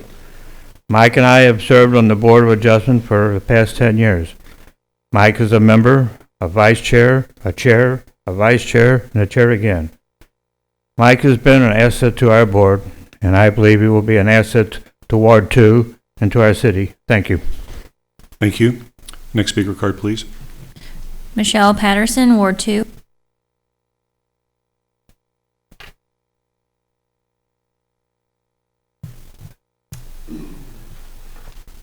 Hello, Michelle Patterson, Ward 2. I'm here to speak in favor of the appointment of Michael Garrett. Michael Garrett and I met in 2008. We are actual residents. Our properties are adjacent to one another. And we quickly found out we were neighbors because we're both dog lovers, dog owners. So as you can imagine, our dogs really introduced us. Beyond that, Michael and I are not friends. We're acquaintances. So I'm speaking here today, and I hope that actually brings a little weight to the point that I'm actually here. Over the last 6 years, I've served as our subdivision secretary, and in that capacity, handled many different resident issues, and participated in all our annual meetings, of which Michael was a part. So I've had an opportunity to see him participate as a resident, a neighbor, and has observed his objectivity in handling situations, offering solutions with residents that have differing opinions. He's fair and trying to find a solution that really makes sense when you have folks with different opinions, especially I live in the Strucker Farms subdivision. So as you know, our neighbor property is very challenging topic. So we have a lot of differing opinions on what to do about that. So I've seen him jump into that, and I really appreciated his contributions. I also, not being his friend, just witnessing him in that capacity, wanted to come here to endorse him and to try and sway you to also consider appointing him. And also to let you know, this is the first time I've ever been here in this forum. So I'm a little bit nervous, but I wanted to come, and I hope that that also demonstrates my desire to support Michael in this appointment. Thank you. Thank you. Next speaker card, please. Joe Crawford, Ward 2.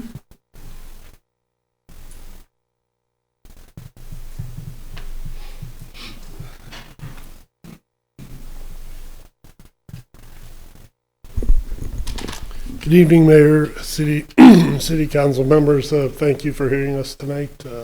I also am here to speak for Michael Garrett's appointment. My perspective is Ward 2. member is a trustee of Turnberry Place, which is a larger neighborhood within the Ward 2 area. And we'd like to see him represent our group and want his backing of our Ward 2 people of our neighborhood. So appreciate listening. I think everyone else has covered all his better qualities. You don't need to hear those again. But I think it's important to know that Ward 2 wants to be represented with both councilmen. Thank you. Thank you. Next speaker card, please. There are no additional cards. Okay. Thanks to all of you who came this evening and participated in public participation. Moving into Councilmember McCutcheon. Oh, I'm sorry, who was first? Councilmember Jordan. Respond to a resident? Only if there was a question. Was there a question? I don't think. Are you talking about the Meridian? Is that? Yes. Just have a quick Unfortunately, little because snip. there wasn't a question directed, I don't think it would be within the rule to do that. Okay, I just wanted to tell him that I will make sure that I follow up on it. Sounds good. Thank you. Councilor McCutcheon.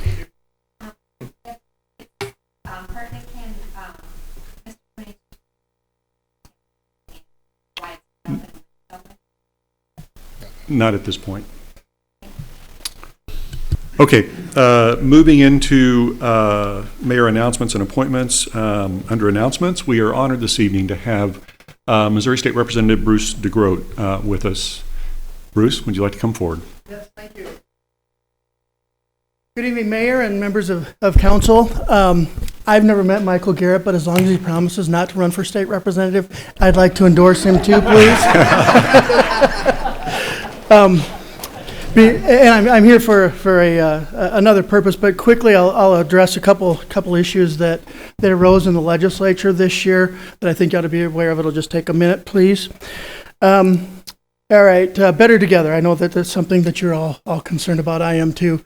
You have a willing playmate here. I was against Better Together right when it first came out. In fact, many of you know that I was a member of Chesterfield City Council, and we drafted a resolution which passed, I believe, 7-1 against Better Together, and of course I was one that voted against it. And in the House this year, there have been a couple of measures. One that gained the most traction was House Joint Resolution 54, filed by my friend Dean Plocker out of Town and Country.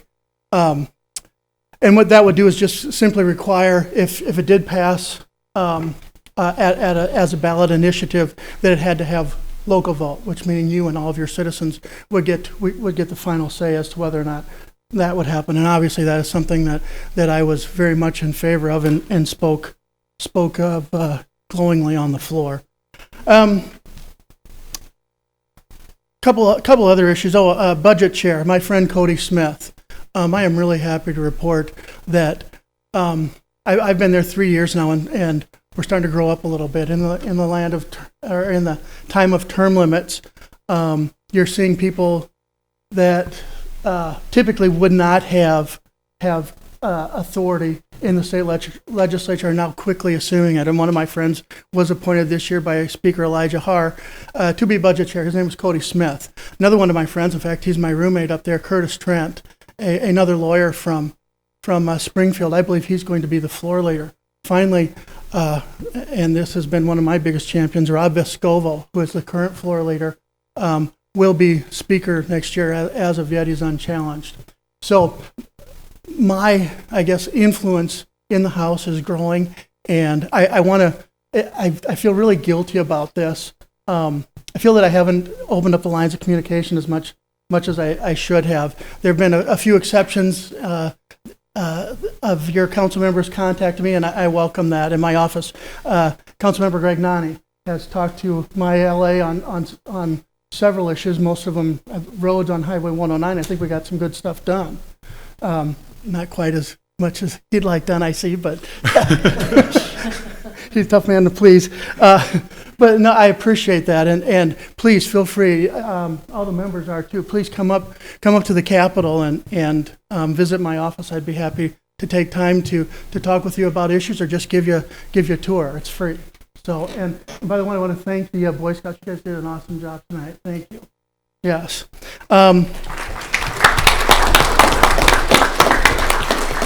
All right, and then finally, and this maybe goes to the open up the lines of communication just a little bit more. in Chesterfield, it came to my attention. I was at a funeral for Barry Flaxbart, who just recently passed. In fact, it was at about the same time as Councilmember Manton. And it struck me, I didn't find out about his death until 3 days later. And I thought, man, just like you, I donated a lot of time to the city of Chesterfield. And I cared about the city of Chesterfield. If you're spending the time up here and taking the phone calls from the residents that I know you all do, you care about Wildwood. And after you leave this post, you still care about Wildwood, just like I still care about Chesterfield.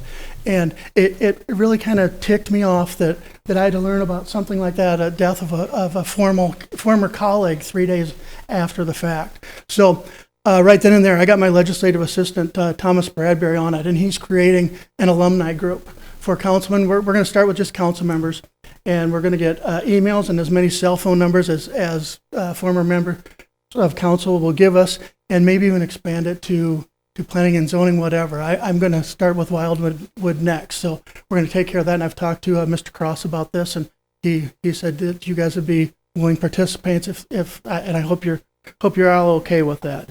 The other thing I'm going to be doing, I'm hoping that Thomas has been sending you emails, updating you on what's going on in the Capitol. I call it the Capitol Report. There's been a couple of clips. One of them was me and Dean talking about Better Together on the floor. So I will keep you updated that way as well. Hope you all have my cell phone number. If you don't, please stop me and put it in your phone. If something comes up that you want to talk to me about, please let me know. All right, so why I'm really here tonight, and that's to honor my friend and former councilman, Ray Manton.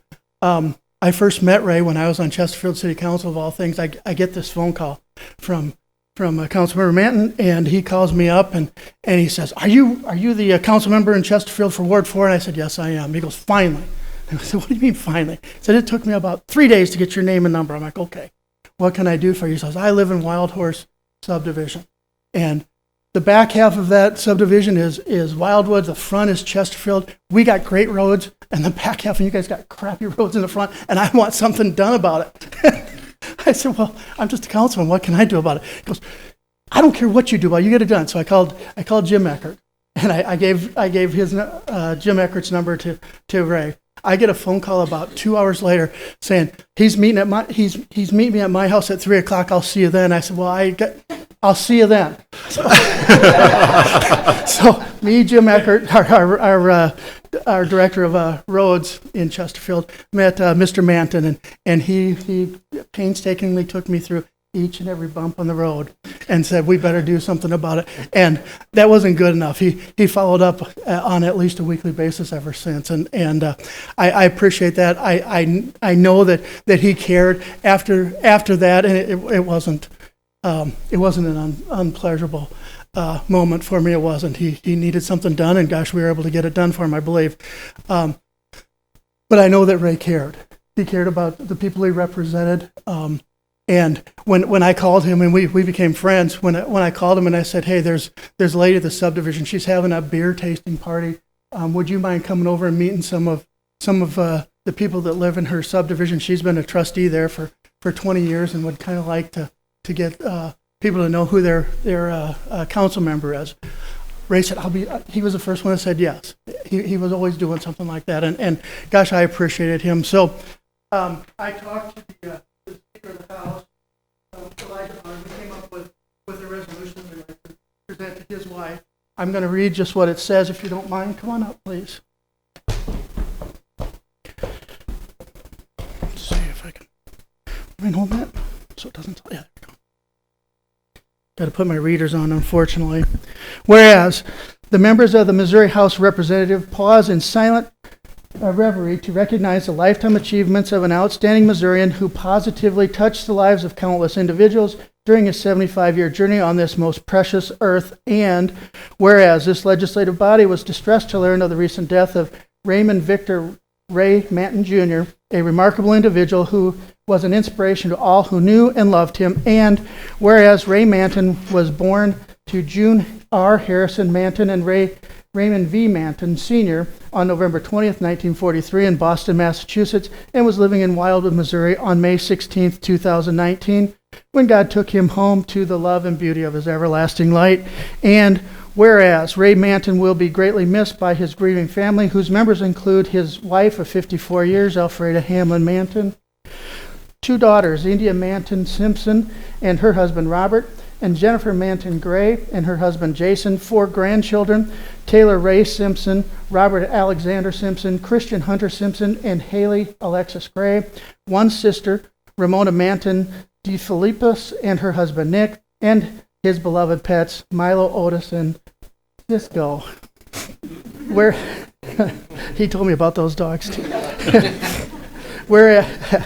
Whereas Ray Manton had also nurtured a very special relationship of love and devotion with other members of his family who preceded him in death, including his parents and 2 siblings, Brenda Diamond and Walter Manton. And whereas Ray Manton had compiled an impressive list of achievements that included being an employee of, and this is going to take just a second, he got a lot of achievements, an employee of the ExxonMobil Corporation for 38 years prior to his retirement, a veteran of the United States Army, a Wildwood City Councilman for Ward 2, a mentor for youth and young professionals in St. Louis University Graduate School of Business, a city-county liaison for the Planning and Zoning and Historic Preservation Commissions, and a member of the Town Center Advisory Panel Board of Ethics, the Board of Adjustment Planning and Zoning Commission, the Planning Parks Committee, Economic Development Committee, and whereas Ray Manton will be remembered as a person of unbounded vision who zealously supported many significant endeavors throughout his life. Now, therefore, be it resolved that we, the members of the Missouri House of Representatives, 100th General Assembly, join in paying final tribute to Ray Manton and in expressing to his family our deepest sympathy in this difficult time of tremendous personal loss. And be it further resolved that the Chief Clerk of the Missouri House of Representatives be instructed to prepare a properly inscribed copy of this resolution for the loved ones of the late Raymond Victor Manton, signed by myself and also Elijah Haar. We appreciate his service. We really do. Thank you for sharing him with us. I appreciate it.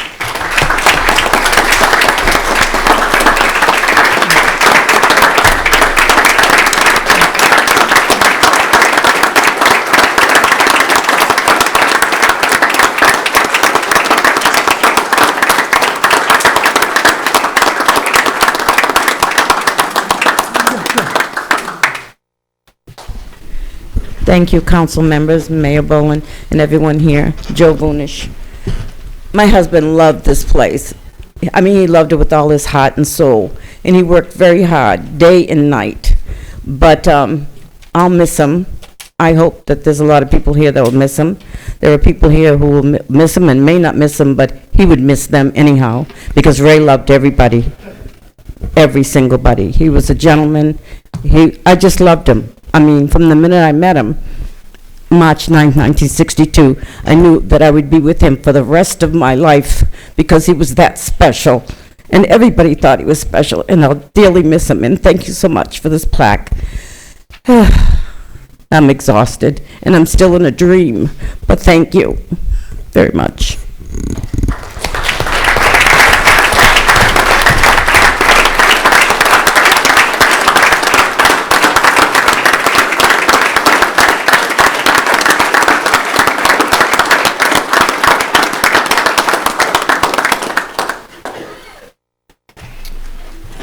Thank you, Representative DeGroat.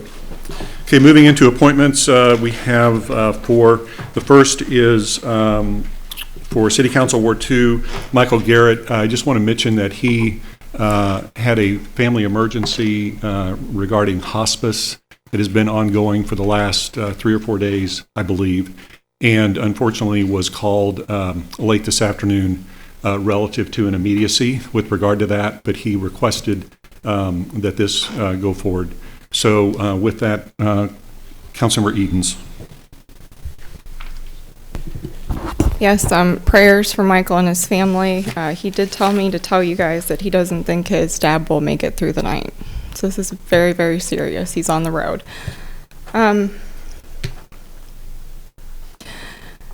I did not anticipate being in this position.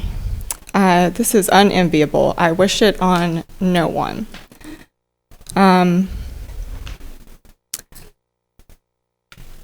When I thought about the name that I would suggest to the mayor,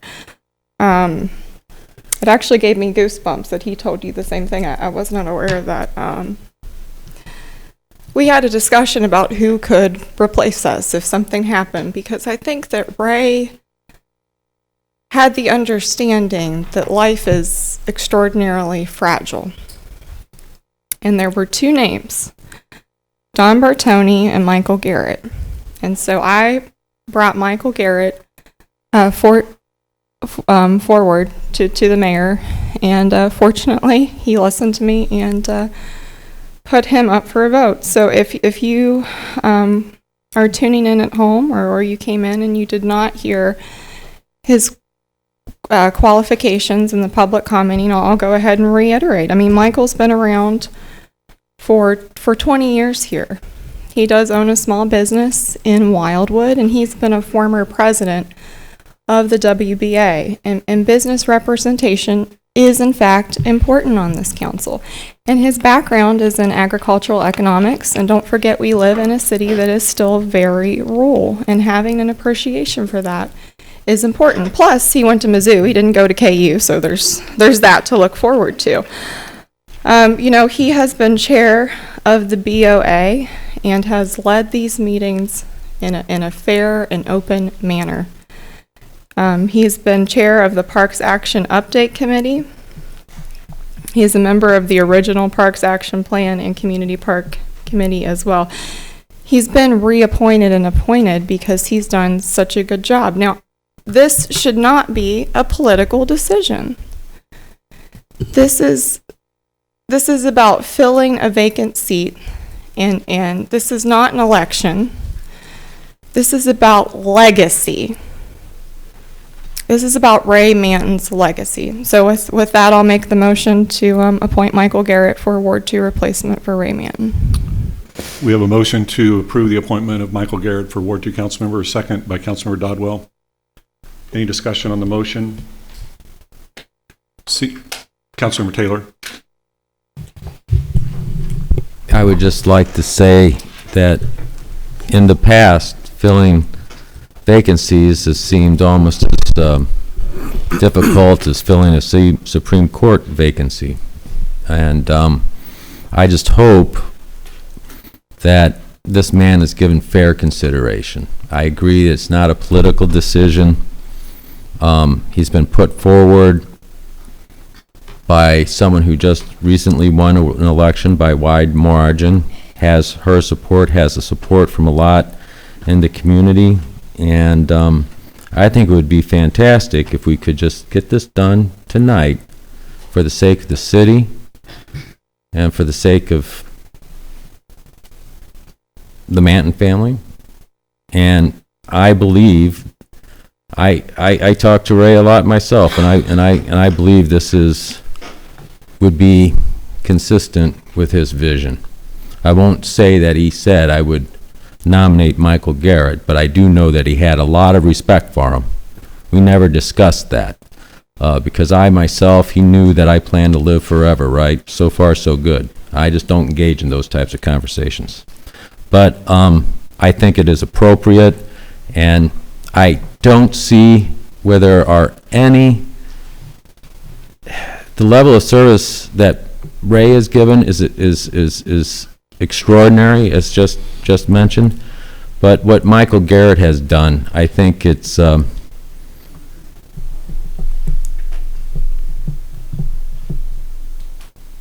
is just exemplary. So I very much encourage people to vote and in his favor, but at least give him a fair shot, look to your heart, do what is right. Councilor McCune. Since Mr. Garrett couldn't join us tonight, can I do a motion to postpone until the next council meeting for the appointment? You can make a motion to postpone. Is that a motion to postpone? Yes, please. Seconded by Councilmember Stevens. So discussion will be on the motion to postpone to the next council meeting. Any discussion on the motion to postpone? Councilmember Edens. Yes, my question would just be, for you all in consideration is just ask yourself this is, would Michael being here make a difference in your vote? Is it because there's questions that you have unanswered, or simply that you're making a statement that he unfortunately can't be here. And do keep in mind that Ward 2, this just stretches it out for lack of equal representation. So if you already know how you're going to vote, and it doesn't matter what Michael will say or what I'll say, then there is no point in postponing other than to drag it out. I did ask Michael if he'd like to postpone, and he said no. So if you have a question for him, then that's different. Thank you. And Councilmember Dillard, I had you on the list. Is it to postpone? Ask to postpone or to the motion itself? Part of it was actually, so I'll address that part now. As far as equal representation, I hear what you're saying, but the fact of the matter is he's not here tonight for circumstances out of his control. Therefore, if we postpone it, Ward 2 is not lacking any representation that they wouldn't get at the next meeting if he is indeed confirmed. I like the idea of postponement. I'll save some of what I'm going to say, I guess, if it fails. But I think, this came in with the appropriate amount of time. I think it was posted 3 days, 4 days, 5 days before the meeting. That's fine. Given the importance of the seat, I do think that another 2 weeks would allow people to formulate questions, allow us to formulate questions. And if I have residents in my ward that have questions that they want me to ask him when he's here next time, I think that doesn't do anything but increase transparency of government here.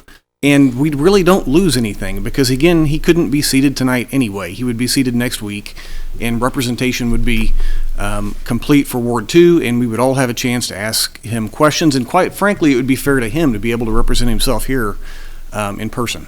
Thank you. Just for information, whoever is approved would actually be fielding resident issues effective as of that moment without regard to the next meeting and so forth. Councilmember Taylor.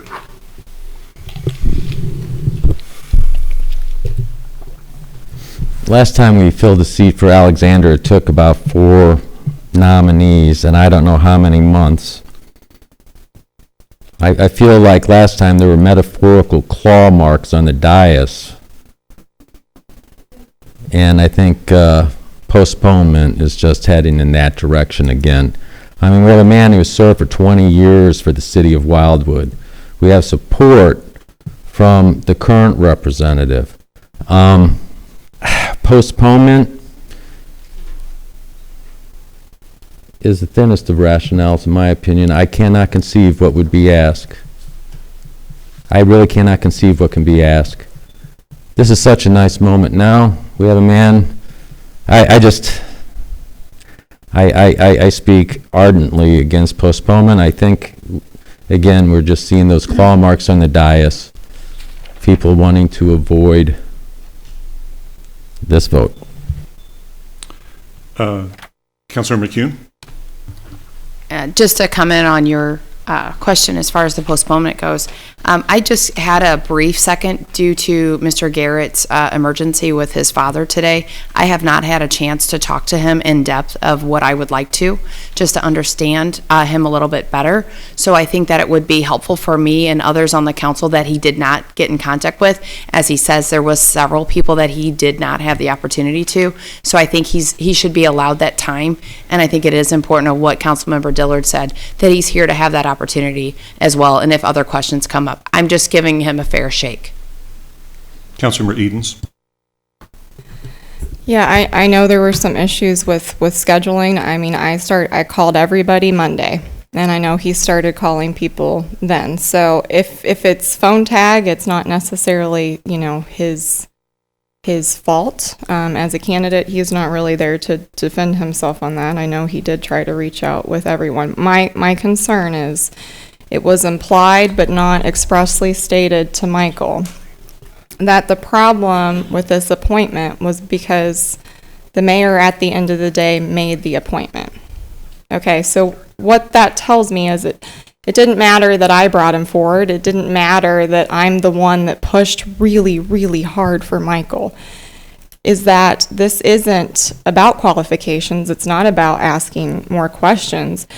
It's about trying to leave the seat indefinitely open because guess what? The mayor is required by the charter to make an appointment within 30 days. It will always, always, always come from the mayor. So the fact that that had been implied to Michael is disturbing because that means this is political. So that's, I understand why we're discussing postponing it. I really do. But my concern is now the motivation behind it. And so just for information, under our rules, we are not allowed to, what is called impugn the motives of anyone on the council. Councilmember I Stevens. apologize. I'm sorry. That's fine. You didn't go quite there. You just wanted to put that out there. Councilmember Stevens. Yeah, there was a number of residents who came and spoke in favor of Michael Garrett, which is great. There's also been residents that have contacted me that had questions about Michael Garrett, and I think it's just fair to have him come before council to, represent those residents as well. And to say it's not political is taking the politics out of politics. I don't see how you're going to do that. You haven't been paying attention to what happens in Wildwood, maybe, but residents aren't 100% behind Mr. Garrett necessarily, and so those other people should have equal opportunity to ask questions and get their representation as well. Councilor Remy. This council doesn't have to be political like that. The people are sick and tired of it. We can do better.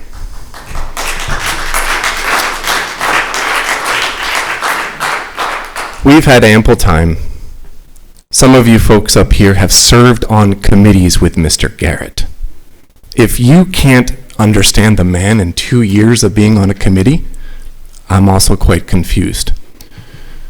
This is unduly under the guise of transparency. Transparency is posting this.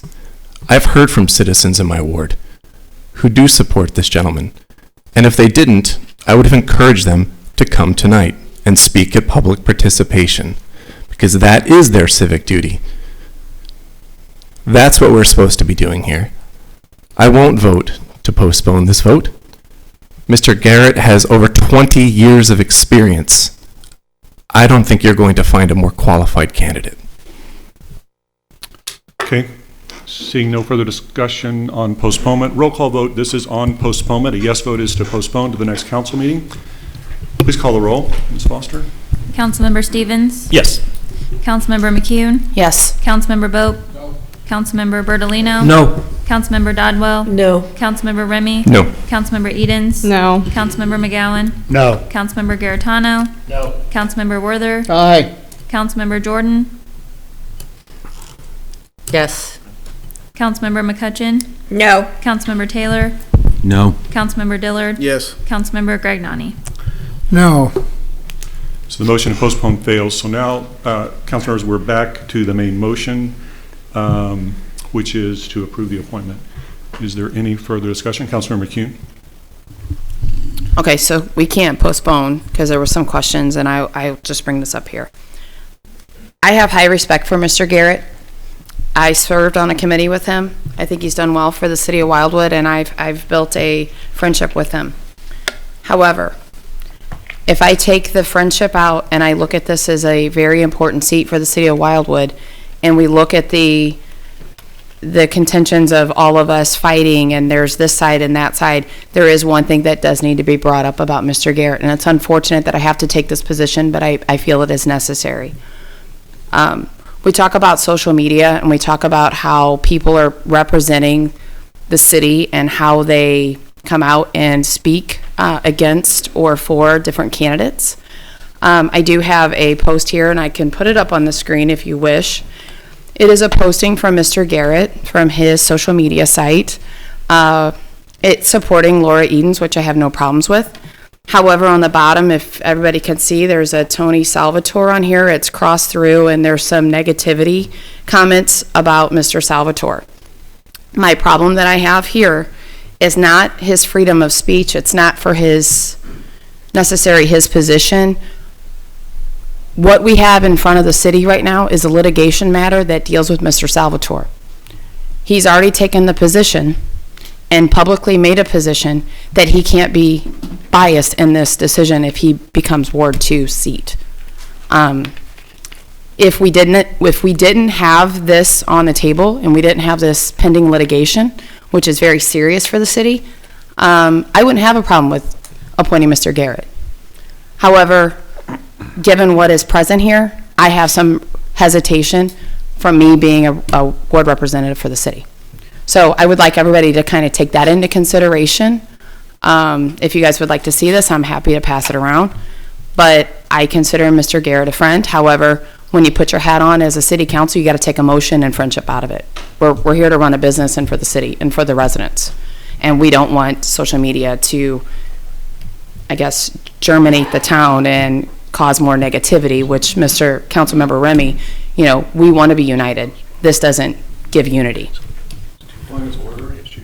What is your point of order? Please state it, Councilmember Taylor. I would like to see the Facebook post. If you could just please hand it to the city clerk. Madam Clerk, would you please obtain a copy and hand it to Mr. Taylor? It looks like other members have passed it to Mr. Taylor. I have it. Disregards. She can- Apparently he's been provided with it by someone else. Councilmember Jordan. So, this is one of the most difficult votes that I've had to make. I've spoken with at least a dozen people on this. I've spent like much of the last couple days weighing this. I don't know Mr. Garrett. I've not met him before, but I have spoken with him a fair amount of time over the telephone, and I have heard from multiple sides on it. I've heard Ms. Rehnquist, talk highly of him, and I believe that she believes what she's saying, and I believe that he is a nice person, and I believe that he's given a tremendous amount of service to the city. I think that I could work really well with him, and I told him that on the phone. I also told him that I have grave concerns about the Facebook posting, which I saw, and I don't, at the end of the day, I respect his ability to have his political speech. My challenge and my concern, and I even asked him if we could meet tonight, because I wanted to talk to him face to face, because I haven't met him, because I have struggled with this so much. But at the end of the day, I think my vote's got to be for what's right for the city, and I think that given he's displayed a very strong bias, and it's in print, it's in documentation, it's in circulation, and anyone can see this if they want. I don't want to impugn him at all, but I think that for the city to be in litigation and then to put the city and the mayor in a bad position by appointing someone and voting for him, that he has a bias already on the matter that's in front of the city to vote on. I can't in good conscience do that. I'm sorry. Councilmember Dodwell.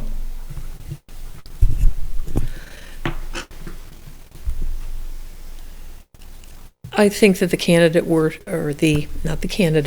the appointment that we're talking about has the right, as a citizen of the United States of America, to voice his perspective and his opinion when he is not seated as a council member, as openly as many others sitting here have had either spouses or other close individuals to them relate their perspective.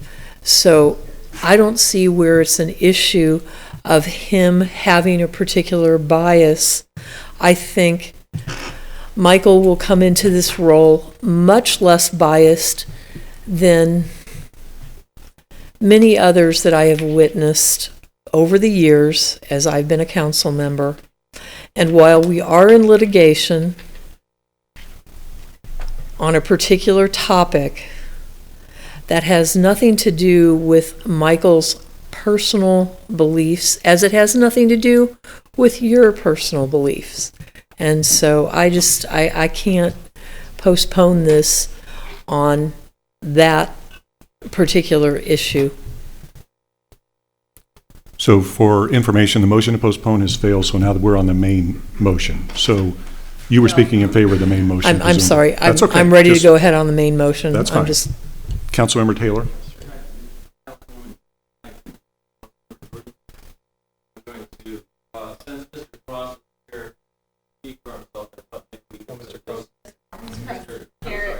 You mean Mr. Garrett? Yeah, Mr. Garrett, Michael, could we put that on the screen?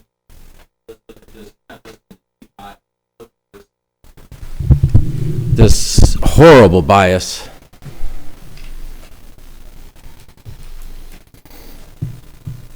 So, could you expand that out? Mr. Salvatore wrote of Lauren Edens, is circled in red. My opponent does not have an investment in our community. As a registered political lobbyist, which I think is an overstatement. I was a registered political lobbyist, but I think it was an overstatement. I don't think she was registered at the time. Her career interest will serve a political culture which is hurting our city government. Now that's Mr. Salvatore's statement. Now I will tell you, I have seen things posted on social media pertaining to me and other people that I put up on the screen here, and I've heard people say, oh no, take it down, take it down. But let's look at what Mr. Garrett said in response. That is so terrible, that disqualifies him from public service. Wildwood friends, please vote for Lauren Edens on Tuesday in Ward 2. See her information at edensforwildwood.com. Please do not vote for Tony Salvatore. Now, he's taken a political stance, but I will suggest this, that anyone we put on this council probably voted in the last election. We would hope they had. And I've seen most everyone on this council on election day holding signs for themselves or others and polling. He is negative. Oh, he is negative. Harsh language. Petty, that's the man's opinion.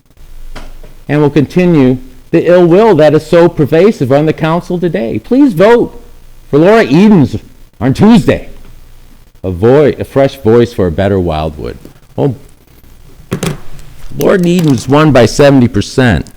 This was the second consecutive race of Tony Salvatore. He lost the one prior. Yes, he's suing the city. But does that mean because someone engages in a lawsuit that they can't be criticized on the campaign trail? What has this man done on social media that is so harsh? Has anyone else claimed that their opponent is negative and will continue ill will? I don't know. I've seen that type of thing. I've seen all types of things on social media. I see an individual who put their name to it.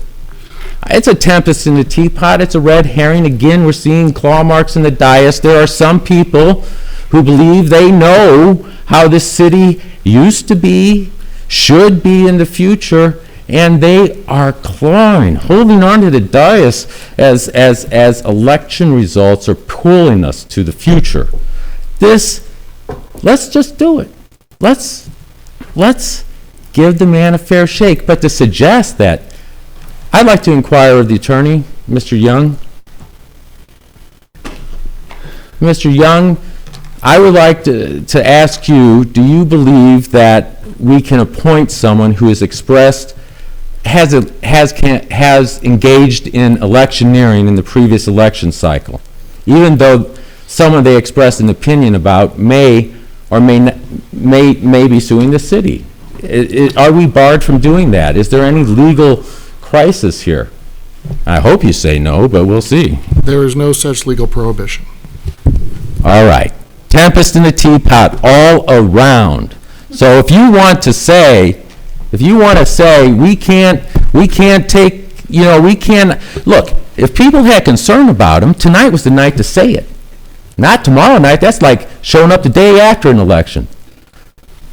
You're telling me that people didn't show up to ask him questions because they heard that his father was ill, something I just heard, 10 minutes before the meeting started? If there were serious inquiry about this candidate, people would have been here. The only thing that's going on is the thinnest of rationale. To suggest that, oh my God, he expressed an opinion. He expressed the opinion that Tony Salvatore is negative.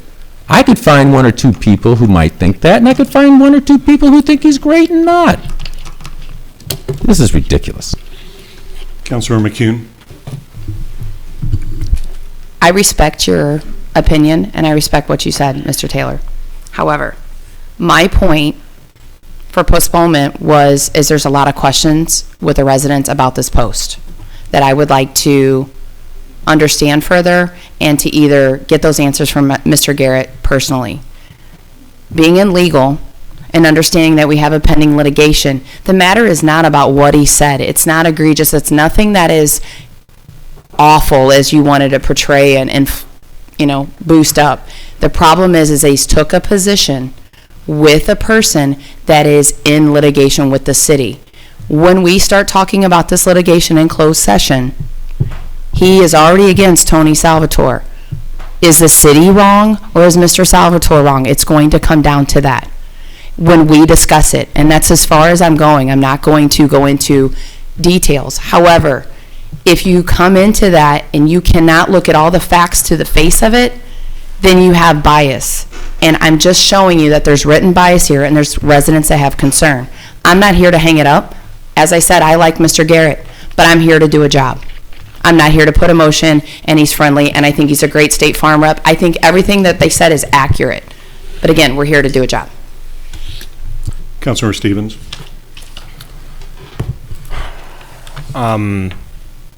So I know it was mentioned that not everything has to be political, but here we are into the politics of it all, right? I mean, that's unfortunately how it goes. So, Mr. Garrett obviously was involved in politics in the city of Wildwood. Mr. Garrett has chosen sides politically in the past. Pretty sure he was involved with the Political Action Committee Progress for Wildwood, which the voters overwhelmingly rejected in 2018. So there are residents who have spoken to me, a Ward 2 resident, as a matter of fact, who's approached me and had questions about Mr. Garrett and his fairness and his ability to look at all sides. And so for me, it was only fair to ask him to be here, to ask him these questions, to put him on the spot, because just as is proven here, you're not going to get away from the politics. It's not going to happen, even though some people would want it to. And just because you question someone doesn't mean that you're being political or uncivil or negative. Okay? These are residents asking me to ask him these questions. That is all. Councilor Jordan? I wanted to respond to what Mr. Taylor said. And I'm fond of Mr. Taylor, but I feel like you were going a little bit far in impugning our motive, my motive. And I never said that anything about, maybe you weren't speaking to me directly, but I felt like that. And you were quite dramatic and filled with indignity about my having a position. I feel like that's political, and I feel like that's negative.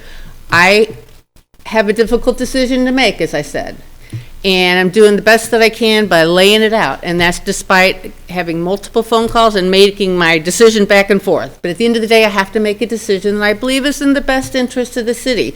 I never said he said anything harsh or evil, and I also said that he does have the right to have his political statement, as was mentioned down there before. I didn't say he shouldn't or he should be invalidated because he had a political opinion. What I'm looking here goes kind of far along the lines, though, about Xing out his name. I mean, this appears a bit, emotional there. I certainly never campaigned like that. At the end of the day, it's about an impression for me, and I think that it is not a good optic for the city that in the face of this and in the face of litigation to do that. There will, in the relationship that I understand and what I wanted to talk to him about in person and why I requested by phone call that we speak again and do it eyeball to eyeball is I understand that the relationship with Mr. Salvatore and Mr. Garrett goes back much further to the Strecker Farm situation, and there's been contention there before. And at the end of the day, I don't think that it helps the city or to have a look that, for the city's sake or for the mayor's sake, to go there, especially when he's named in it. And That's all I have to say on the matter. I respect your opinion. I just hope you can respect mine. Councilmember Dillard. This is a difficult issue, no question about it. I know the postponement failed. One of the reasons I supported postponement was not political. I had a chance to talk to Mr. Garrett, who I don't know well. I've met before on several occasions, but he reached out to me, and I ended up calling him, unfortunately, probably 15, 20 minutes after he received some very bad news, which, of course, is a terrible time to go in depth with someone and talk about city business. That's why I think it would not be such a difficult decision for me, at least, if we postpone this So, 2 Councilmember weeks. Dillard, that motion has failed, so you need to speak understand. to the main motion, please. I am. Let me finish. Actually, you're I'm not. making a point. It would not be a difficult decision for me if we were to do that. We have not. I understand that. One of the things I did touch upon with him and confirmed with him, again, at a very difficult time, was his involvement with the Progress for Wildwood PAC. He was involved with it. He confirmed that. I would like, and frankly, in my opinion, Progress for Wildwood PAC is undoubtedly, probably in the history of Wildwood, one of the most destructive, damaging, divisive forces that we've seen. Fortunately, the people rejected it, and it was largely a failure. Nonetheless, I think we all would benefit, as we are now supplanting the voters of Ward 2. I think it would benefit everybody for him to have an opportunity before. Councilmember Dillard, respectfully, you are speaking on postponement. That has No, I'm failed. not. Yes, you are. No, I'm Please not. speak to the I'm- motion either in favor or against the nominee. I'm speaking as to why this is difficult for me and how it would not be Okay, otherwise. but that motion's failed long ago. Saying I think everybody could benefit if he were to be able to explain his involvement with it. To my next point, and this is a touchy thing, I have great respect for former council member Ray Manton. I didn't know him well. I enjoyed every interaction I had with him up here. I had a couple meetings with him while he was sitting next to me here, and I found him to be an extraordinarily enjoyable person to get to know. I have nothing but great respect. This vote tonight is not on the legacy of Councilmember Manton. I can almost hear the blog post being written right now by some of our own who are going to set this up as if you vote no on this appointment, you're voting no somehow on the legacy of Councilmember Manton, and that is absolutely not the case. This is about what is best for Wildwood moving forward. It's about the qualifications for Mr. Garrett, of which I think we have an incomplete picture of by virtue of the fact that he's not here tonight, unfortunately. I want to give him a fair shake. I absolutely want to give him a fair shake. Him not being here is not giving him a fair shake, nor is it giving us a fair shake. Thank you. Councilmember Bertolino. I'd like to call the question. Okay, so the question has been called. Is there a second to calling the question? Yes, I just second it. We have a second to calling the question. That is a 2/3 vote. And I believe, just a moment, it is non-debatable. So we will immediately go to the roll call on whether to call the question. Please call the roll. And just for your information, if this passes, we will then go immediately to a vote on the main motion, which is on the floor to approve the appointment. Please call the roll on calling the question. Councilmember McCune. I want to pass for a second. Councilmember Bowe. This is on calling the question. So if this passes, then the vote will occur on the appointment. Barring the question, yes. Councilmember Bertolino. Yes. Councilmember Dodwell. Yes. Councilmember Remy. No. Councilmember Edens. No, I can answer some of the questions that were raised about his position, so I'd like the opportunity to do that before a vote. Thank you. Councilmember McGowan. Yes. Councilmember Garetano. No. Councilmember Werther. No. Councilmember Jordan.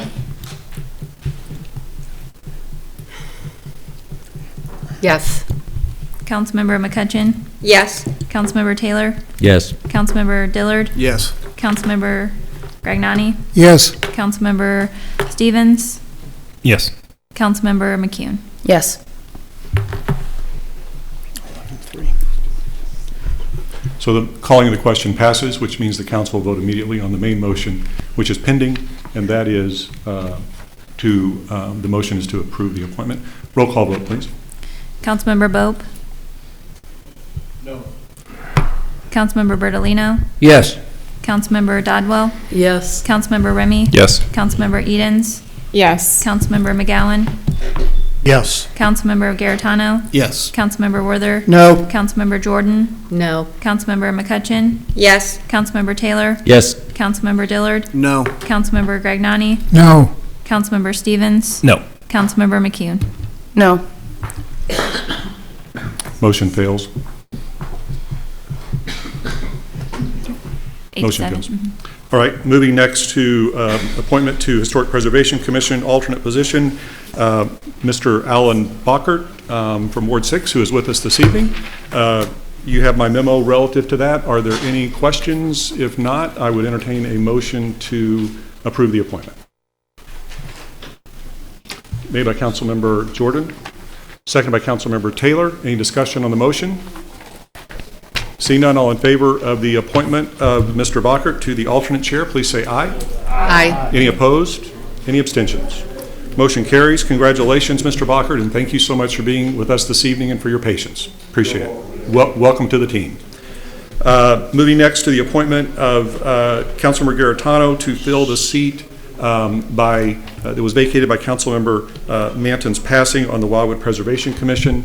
If you have any questions, I would entertain those. Otherwise, would like to see a motion to approve him for that. Made by Councilmember Taylor, second by Councilmember McCutcheon. Any discussion? See no discussion. All in favor, please say aye. Aye. Any opposed? Opposed. One opposed, Councilmember Werther. Any other opposed? Any abstentions? Motion carries. And finally, moving to the appointment of Councilmember Edens to the City Administrator Search Committee. This also is in place of Councilmember Manton, made by Councilmember McCune. Is there a second by Councilmember McCutcheon? Any discussion? See no discussion. All in favor, please say aye. Aye. Any opposed? Any abstentions? Yes. Councilmember Edens abstains. Any other abstentions? All right. Next on the agenda is public hearing. Would you please read the item?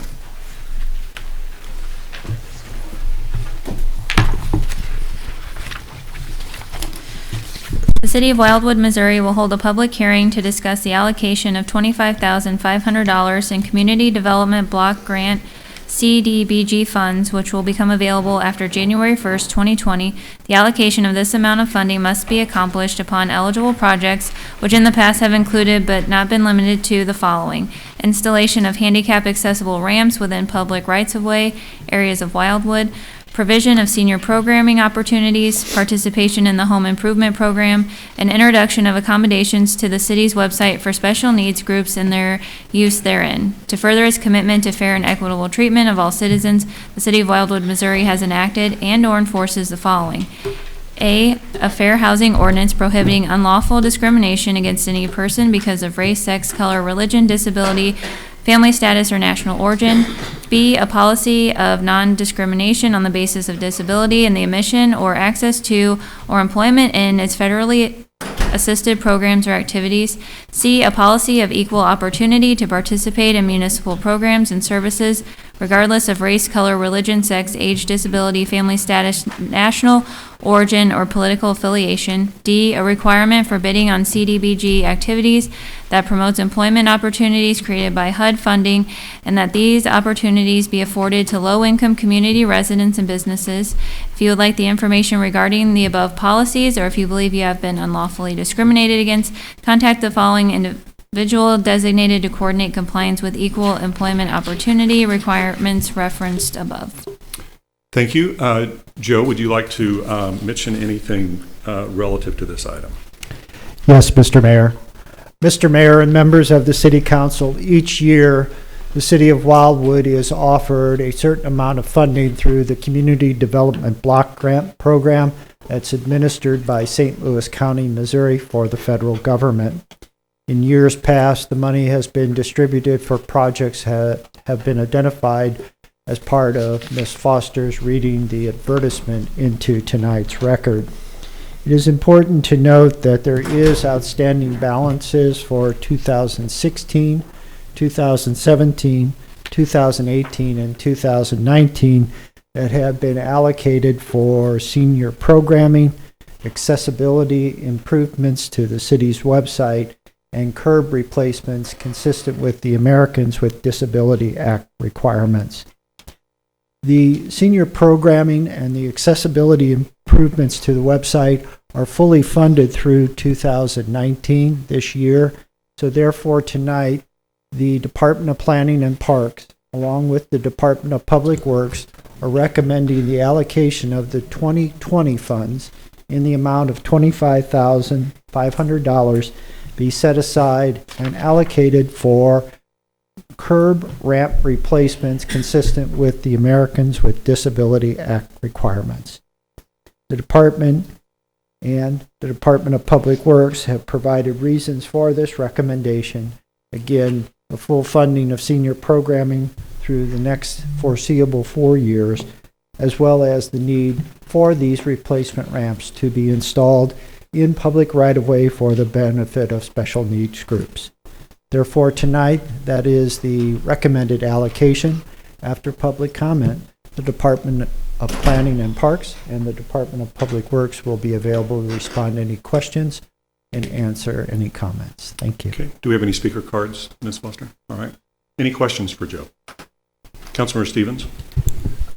Maybe for Rick, and this may be get taken care of with the Manchester Road improvements, but at Taylor Road in Manchester, the ramp coming from the sidewalk to the street, there's about a 2-inch, the ramp is about 2 inches taller than the current road. Are these types of funds going to fix things like that? Is the Manchester Road improvement going to fix that issue? You are correct. So the replacement of the ADA curb ramps typically address those kind of issues. If their ramps are not flush with the pavement as they need to be per current standards, then you replace the ramps so that obstruction is removed. Specifically at Main Street and Taylor, for that project, assuming we move forward with it, that's the kind of correction that would occur likely with the project. Typically, that would be kept with the project, although certainly if these funds are available and we can use them on that project, that's certainly a possibility we can look into. Councilor Werther. Thank you. Mr. Vinich or Mr. Cross, I don't know who might be able to answer this, because it comes up every year when we deal with the CDB block grants. And the balances that remain from prior years, do we have a deadline in which we need to spend the monies from 2016, 17, and so forth and bringing forward? Yes, the outstanding balances are not unfettered.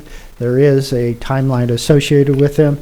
Both the Department of Public Works and the Department of Planning are aware of those, and we believe we can respond to the requirements of St. Louis County via the federal government. And the money will be allocated for the appropriate programs as directed by City Council in past public hearings. The reason I bring it up, and I think some folks are aware of this and others, we always hear of this through the grapevine, if not directly from the organizations that supply these grant funds, is that if the funds aren't used in any one particular year, and we then go ahead and apply and ultimately have already turned something back and apply in another future year, that may necessarily count against the city of Wildwood in terms of its application, or at least not be looked upon favorably.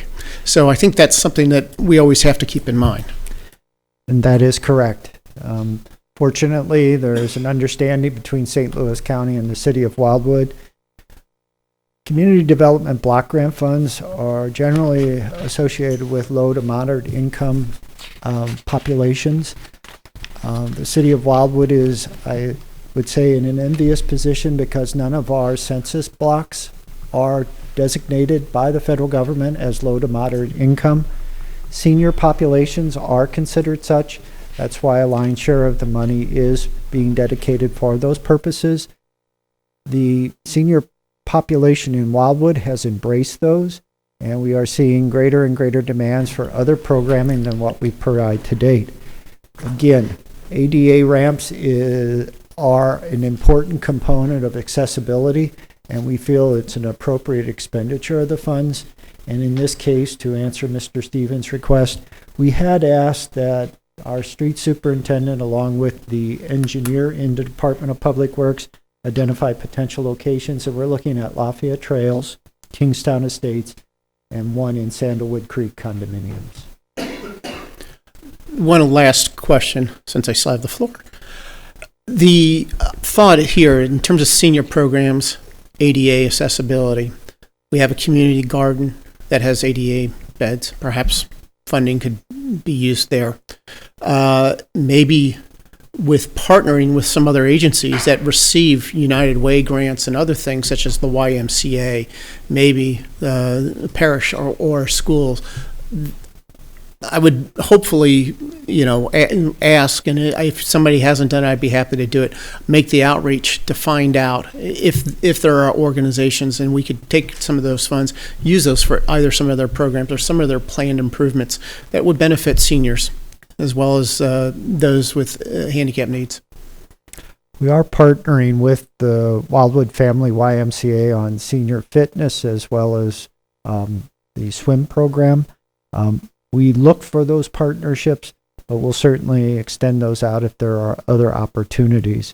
I do want to assure the City Council we have investigated the potential of using these funds for sanitary sewers extensions in the pond area of Wildwood. And again, because of the characteristics of that area not meeting low to moderate income levels, we were not able to address it as we had hoped. So we do look for other options. But each year we're certainly doing the best we can to not return funds, knowing that there is always a need in one or more areas in Wildwood for their expenditure. And I know, given the history, it's always a challenge, but somehow we managed to always do it. So good work there. Thank you, and I'll pass that on to those that do it. Sorry, Councilmember Jordan. Joe, I wonder, it seems like I heard recently some comment about opportunities for seniors to get together and play cards or just communicate have become less and less. And I wonder if it might be an opportunity to use some of these funds to perhaps rent some space that would be, open every Monday for them, to get together and things like that. So I just would ask that maybe you take a look at that and see if that might be an opportunity. The Department of Planning and Parks held at least 2 senior open houses where we extended invitations to participants in the current programs and others to give us feedback. We heard about a lot of ideas, some very good ideas. They will be presented to the Planning and Parks Committee at its next meeting, which is a week from tomorrow. So we'll have an opportunity to kind of discuss them in greater detail. Anything further? All right, seeing none, Joe, thank you. And this will close. We need a motion to close the public hearing. Yes, sir. We entertain a motion to close the public hearing made by Councilmember Taylor, second by Councilmember Garrettano. Any discussion on the motion to close? Seeing none, all in favor, please say aye. Aye. Any opposed? Any abstentions? Thank you. Thank you, Joe. Moving into legislation, Bill 2475 is before the council for final passage, second reading, and concerns Ward 6. Is there a motion for the second reading of the bill? There is. Made by Councilmember Jordan, Ward 6. Seconded by Councilmember Boat. All in favor, please say aye. Aye. Any opposed? Any abstentions? Ms. Foster, please read Bill 2475. Bill 2475, an ordinance by the City Council of the City of Wildwood, Missouri, authorizing the placement of a Mary Cliff residence circa 1905, being located upon the Marianist Retreat Center's property at 4000 Highway 109 onto the City of Wildwood's Historic Registry, thereby setting forth parameters for its preservation and ongoing use as part of this overall Family Retreat Center facility. Thank you. Joe, anything you'd like to mention relative to the bill? No, sir, but I am available for any comments or questions. Any comments or questions for Joe? Seeing none, Ms. Foster, please call the roll for final passage of Bill 2475. Councilmember Bertolino? Yes. Councilmember Dodwell? Yes. Councilmember Remy? Yes. Councilmember Edens? Yes. Councilmember McGowan? Yes. Councilmember Garrettano? Yes. Councilmember Werther? Aye. Councilmember Jordan? Yes. Councilmember McCutcheon? Yes. Councilmember Taylor? Yes. Councilmember Dillard? Yes. Councilmember Gragnani? Yes. Councilmember Stevens? Yes. Councilmember McCune? Yes. Councilmember Boat? Yes. Okay, thank you. Thank you. Moving next to Bill 2476, it's before the council for final passage, and it also concerns Ward 6. Is there a motion for the second reading of the bill made by Councilmember Bope, seconded by Councilmember Jordan? All in favor, please say aye. Aye. Any opposed? Any abstentions? Ms. Foster, please read Bill 2476. Bill 2476, an ordinance authorizing the approval of a fourth replacement deposit agreement for Black Bear Ridge Estates, a 40-acre, 7-lot residential subdivision located within the northeast quarter of the southwest quarter of Section 17, Township 44 North, Range 3 East, City of Wildwood, St. Louis County, Missouri, and being more specifically situated on the north side of State Route 100 at the terminus of Bartold Lane and along Beartooth Lane. Thank you. Joe, anything you would like to mention relative to that? No, sir, Mr. Mayor, but again, I'm available for any questions or comments. All right. Any questions or comments for Joe? Seeing none, please call the roll. Ms. Foster, for final passage of Bill 2476. Councilmember Dodwell? Yes. Councilmember Remy? Yes. Councilmember Edens? Yes. Councilmember McGowan? Yes. Councilmember Garetano? Yes. Councilmember Worther? Aye. Councilmember Jordan? Yes. Councilmember McCutcheon? Yes. Councilmember Taylor? Yes. Councilmember Dillard? Yes. Councilmember Gragnani? Yes. Councilmember Stevens? Yes. Councilmember McCune? Yes. Councilmember Bope? Yes. Councilmember Bertolino? Yes. Thank you. Thank you. All right. Moving next to Bill 2477, which is our first bill for first reading, and it also concerns Ward 6. Is there a motion for the first reading of the bill made by Councilmember Jordan, second by Councilmember Bope? All in favor, please say aye. Aye. Any opposed? Any abstentions? Ms. Foster, please read Bill 2477. Bill number 2477, an ordinance authorizing the mayor of the city of Wildwood, Missouri to execute a consultant services agreement on behalf of the city of Wildwood with George Butler Associates for the design of the Alt Road Flood Mitigation Project located within the city of Wildwood. Rick, anything you'd like to mention relative to Bill 2477? No, Mayor, but I'm available for any questions or comments. Councilmember Dodwell? Rick, I just had one question. Are you looking at possibly moving the road to a different entrance exit as a possibility on and off of 109 as part of the mitigation issue? Or as they look at their design, are they looking at that as a possible alternative? At the moment, I would say the answer would be no. We're not expecting that we would actually relocate the road. It's primarily raising it up and looking at how to do that with the floodplain implications. Okay, I just didn't know if you might need a different ingress in order to accommodate that, so that was my question. Don't expect to, no. Councilmember Edens? Yep, looked at all the stuff that you provided on this. Just a quick question. Was this height designed to prevent, what classification flooding? Like what they call it, 1,000-year flood event? Or, I mean, how successful do we expect this to be? So that's a good question. Generally, well, for this situation, we would likely design it so that it would be expected to sustain a 100-year flood event, or probability of 1% in any year that that flood would occur. So I would say we would at least use that as a yardstick. We could potentially look at exceeding that, given the fact that we have had 2 recent floods that were close to that frequency already in the past 3 years. Yeah, that's completely reasonable, especially from a cost standpoint. Just ask because I have personally cleaned up stuff from a 1,000-year flood event, so it happens. All right, seeing no further comment, the bill will be on the agenda for the next council meeting. Moving to Bill 2478, it's before the council also for first reading, and it concerns Wards 7 and 8. Is there a motion for the first reading of the bill? Made by Councilmember Garetano, second by Councilmember Worther. All in favor, please say aye. Aye. Any opposed? Any abstentions? Ms. Foster, please read Bill 2478. Bill 2478, an ordinance authorizing the mayor of the city of Wildwood, Missouri to execute a consultant services agreement on behalf of the city of Wildwood with Lockmuller Group for the design of the Manchester Road Resurfacing and Traffic Signal Upgrade Project located within the city of Wildwood.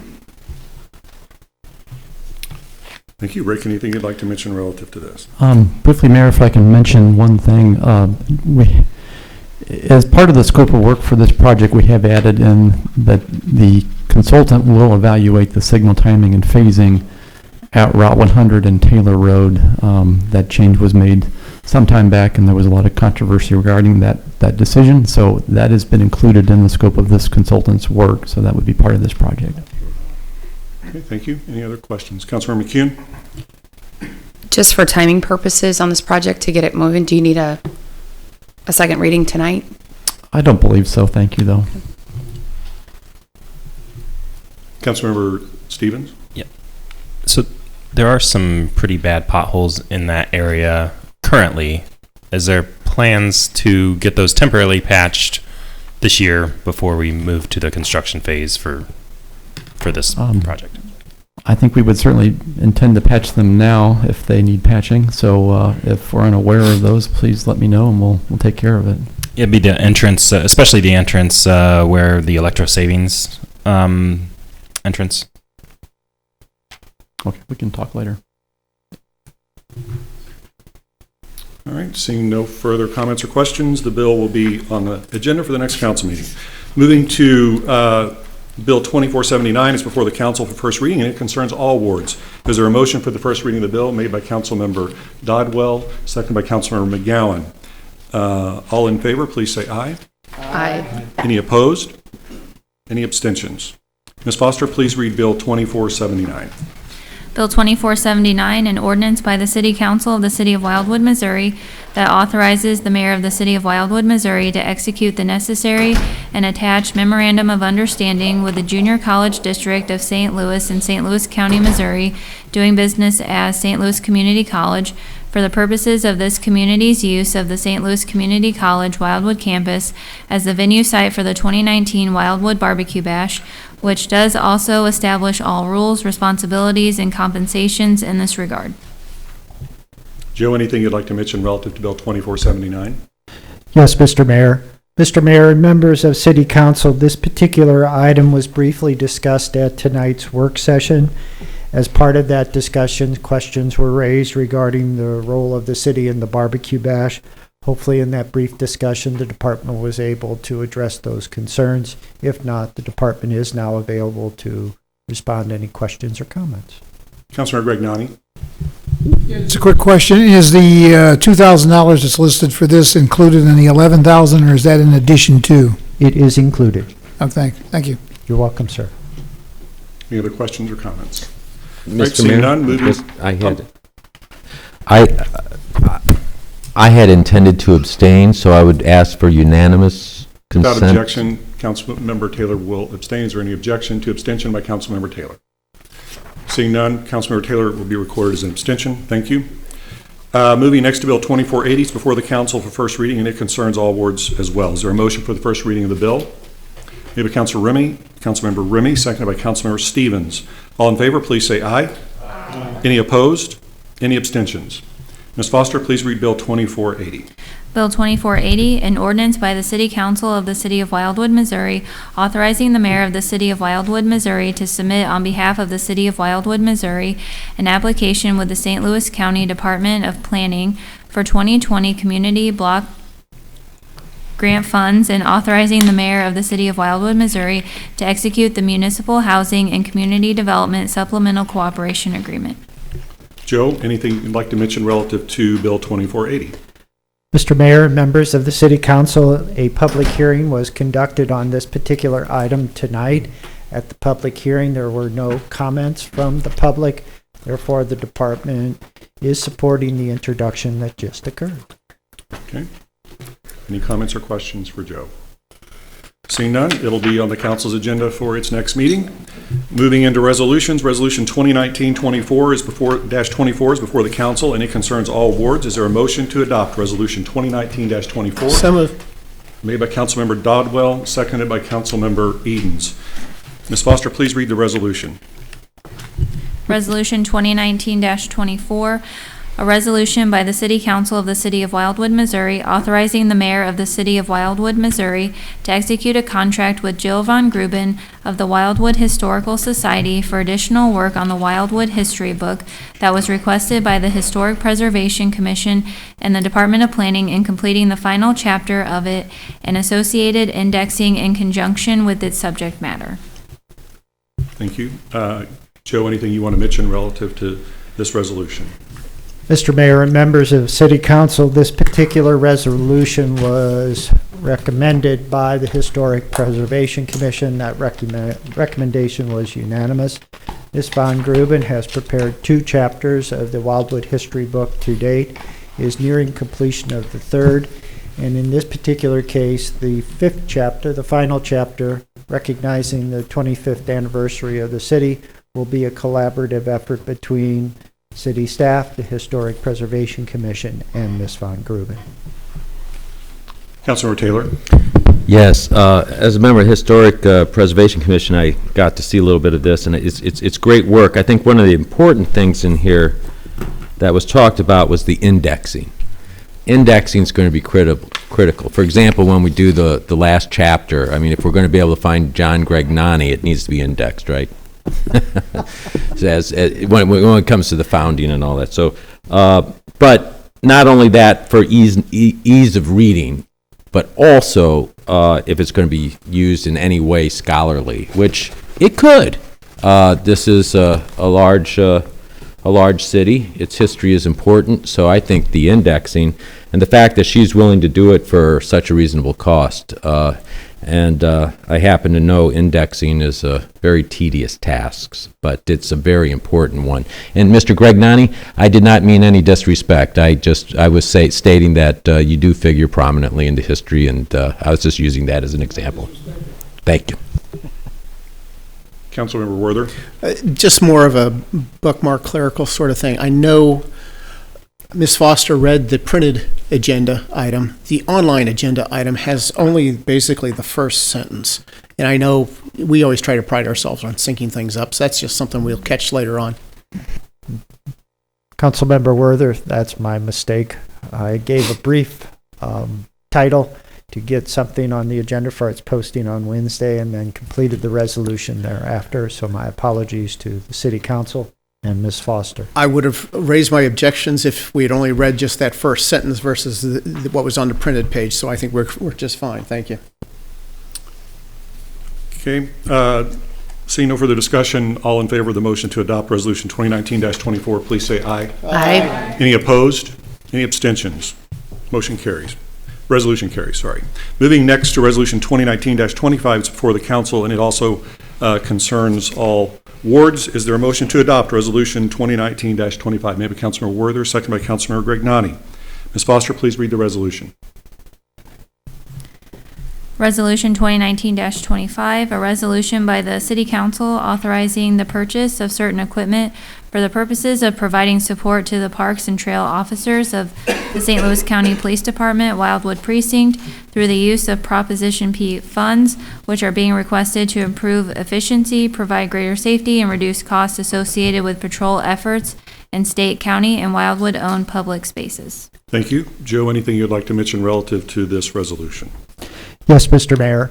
Mr. Mayor and members of the City Council, this particular item was presented to the Board of Public Safety last week. That presentation followed a previous presentation at its April meeting. Additional items were requested relative to certain equipment to be purchased. The Board of Public Safety unanimously approved the purchases as described. It is important to note that as the Park and Trail Patrol officers begin understanding their role and better their responsibilities, these equipment purchases have been identified. Collectively, they are under $8,000, which from the standpoint of some of the acquisitions and purchases the city makes is not substantial. But the department did want to ensure to City Council that the purchases were being done with Proposition P funds, and it's always important both to Mr. Cross and I that you're aware of that money being spent, because it was clear when the Proposition P was approved by the voters of St. Louis County. This city council wanted to know those allocations from start to finish. Councilmember Stevens? I just wanted to say thank you to the Board of Public Safety and Captain Mundell for finding ways to use this Prop P funds. I was a little nervous when we started collecting them, and we were banking them up for a little while, and now that we're making some expenditures that are needed for the city, I just wanted to express my gratitude for that. Councilor McCune? So, Joe, I know I participated in one of the meetings. Did they change the trailer? I think it was like a big haul, like a car one. Did they reduce that? Is that what they determined? Actually, no. What we ended up doing is we did the calculation of the length of the all-terrain vehicle or the motorized vehicle that was intended to be used on the trailer. The trailer is 16 feet in length. The actual all-terrain vehicle is 12. The remaining 4 feet is to be used for carrying materials and other items such as barricades, cones, and etc. So from the Board of Public Safety's perspective, the additional 4 feet seem reasonable for the purposes of carrying other items that are a component of the overall event or the need. And where are they going to store this trailer? That I would have to defer to the police department for. That's a pretty big trailer. So I can contact them later. And again, we store the department's trailer in the lower deck of the parking garage next to the corral. There's ample space there for it. I'm assuming it may go there. I don't think the Sally Port in the existing City Hall facility can accommodate it. Okay, thank you. Thank you. Any other questions or comments? Councilmember Grignani? Yeah, I have a technical question, I guess it goes to you, Joe, and maybe Steve, but when do we get what time of the year the Prop P monies come to us? Well, you stump the director of planning and parks, I don't know. This isn't a game of stump the administrator. I guess the next question to follow up on that is, do we have actually the funds in hand at this time? Okay. Oh, yes, there's a substantial reserve that was carried over, and then obviously we collect these funds in this fiscal year as well. I believe the reserve was $1.7 million. That'll cover it, thank you. Okay, all right. Seeing no further discussion, sorry, sure. Councilmember Grignani, I will find an answer to your question about when we receive those funds. I'm sorry, I don't have that answer at my hand now.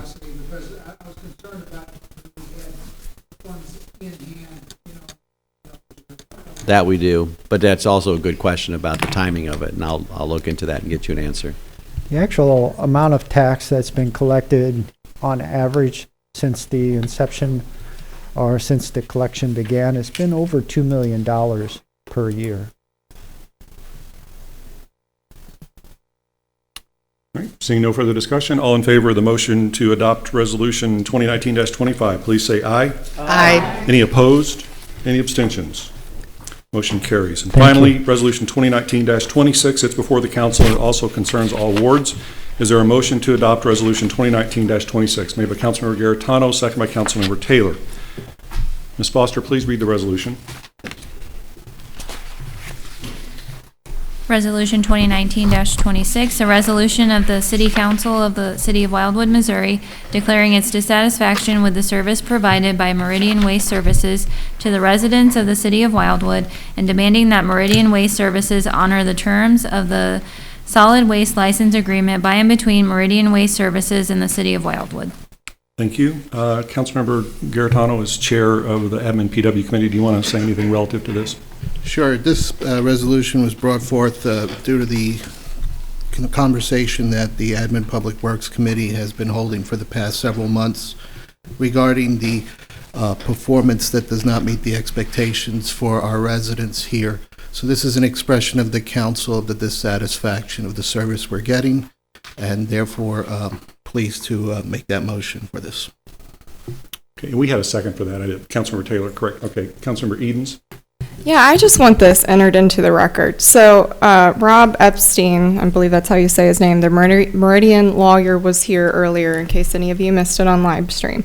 We had a resident, Mike Bollinger, I hope I'm saying his name, who started talking about his missed pickup days, the last day to the 23rd, and that attorney who said that we don't believe we're in violation of that contract walked out while the resident was speaking, which means they didn't learn anything because he had a chance, that attorney and the representative with him, to make a note, to talk to that resident personally after he spoke, and they didn't give a rat's. So I want it on the record. Thank you. Sorry to be so, but I just felt like that took a lot of nerve. You can write that too. Thank you. Councilor Gragnani's your hand up, or I see it kind of. Okay, go ahead. I have a question about this resolution. I have no problem with bashing the waste hauler, believe me.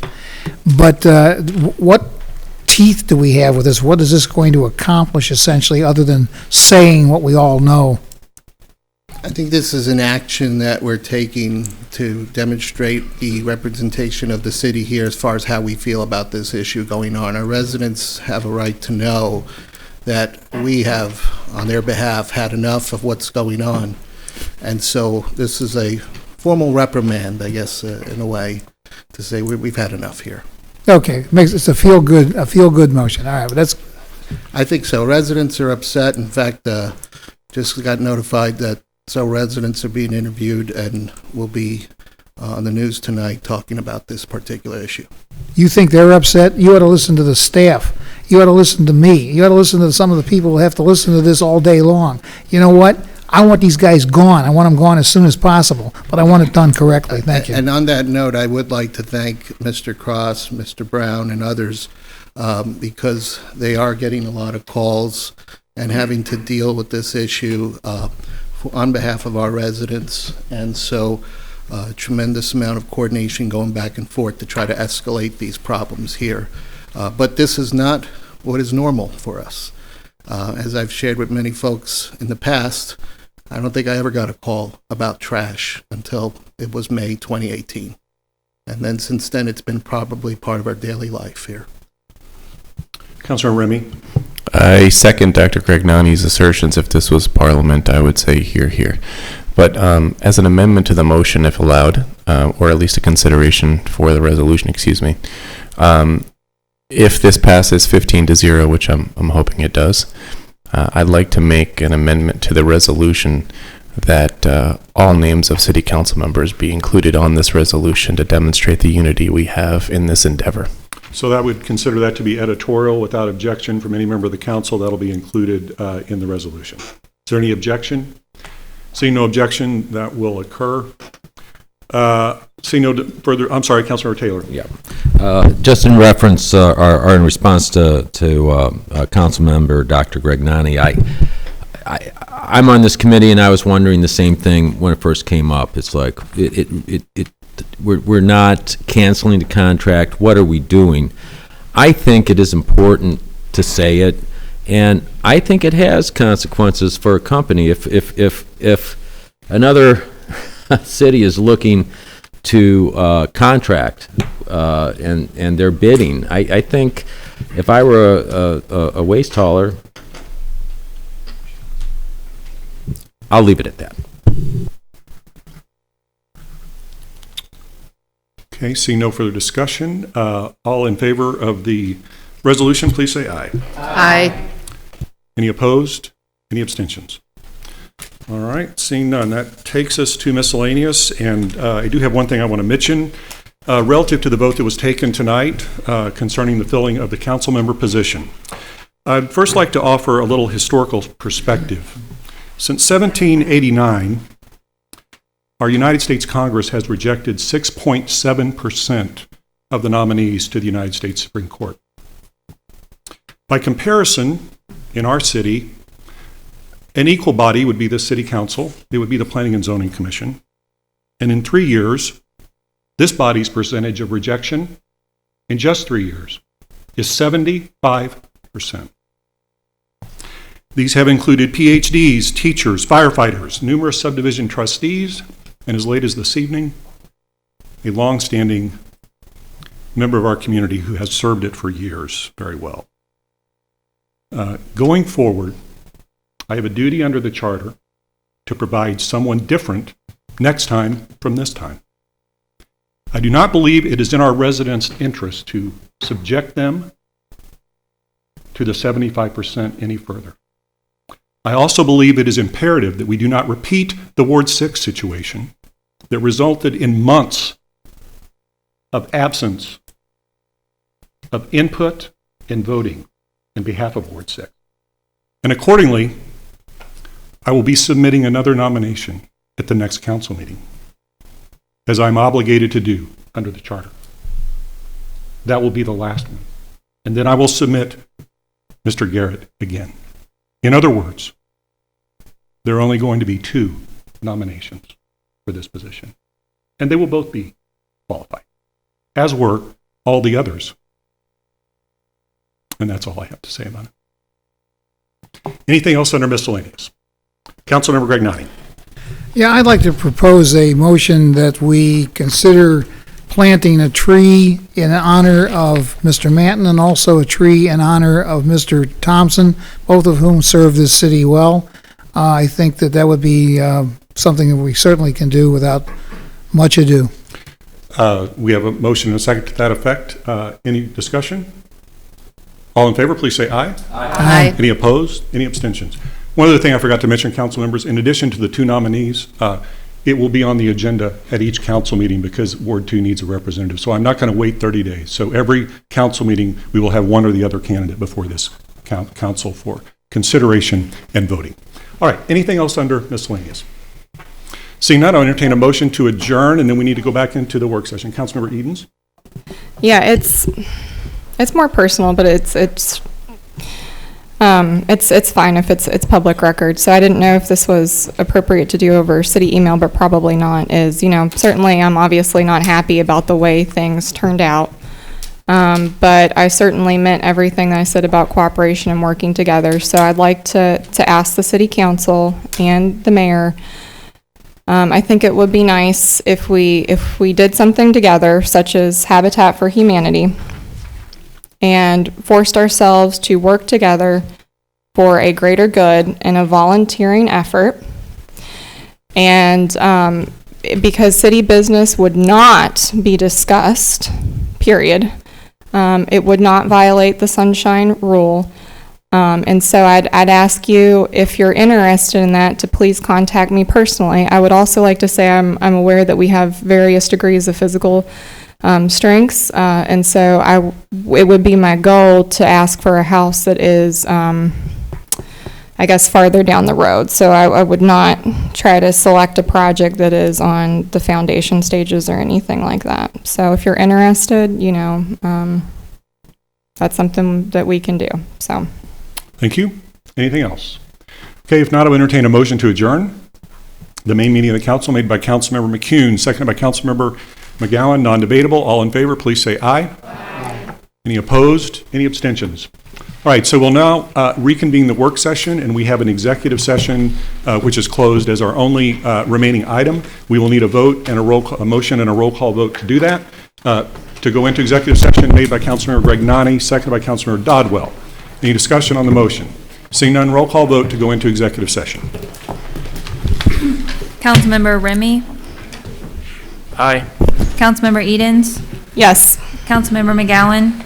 Yes. Councilmember Garrettano? Yes. Councilmember Werther? Aye. Councilmember Jordan? Yes. Councilmember McCutcheon? Yes. Councilmember Taylor? Aye. Councilmember Gragnani? You missed one. Oh, Councilmember Dillard? Councilmember Gragnani? Yes. Councilmember Stevens? Yes. Councilmember McCune? Yes. Councilmember Boat? Yes. Councilmember Bertolino? Yes. Councilmember Dodwell? Yes. Okay, thank you. And Joe, would you and Mr. Cross please join us in executive session?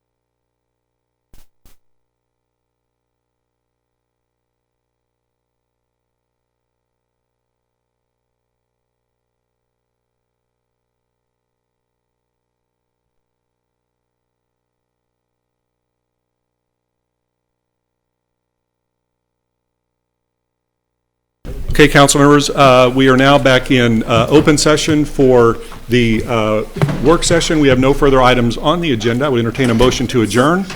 Made by Councilmember Dodwell, second by Councilmember McCune, non-debatable. All in favor of the motion to adjourn the work session of the City Council, please say aye. Aye. Any opposed? Any abstentions? Motion carries.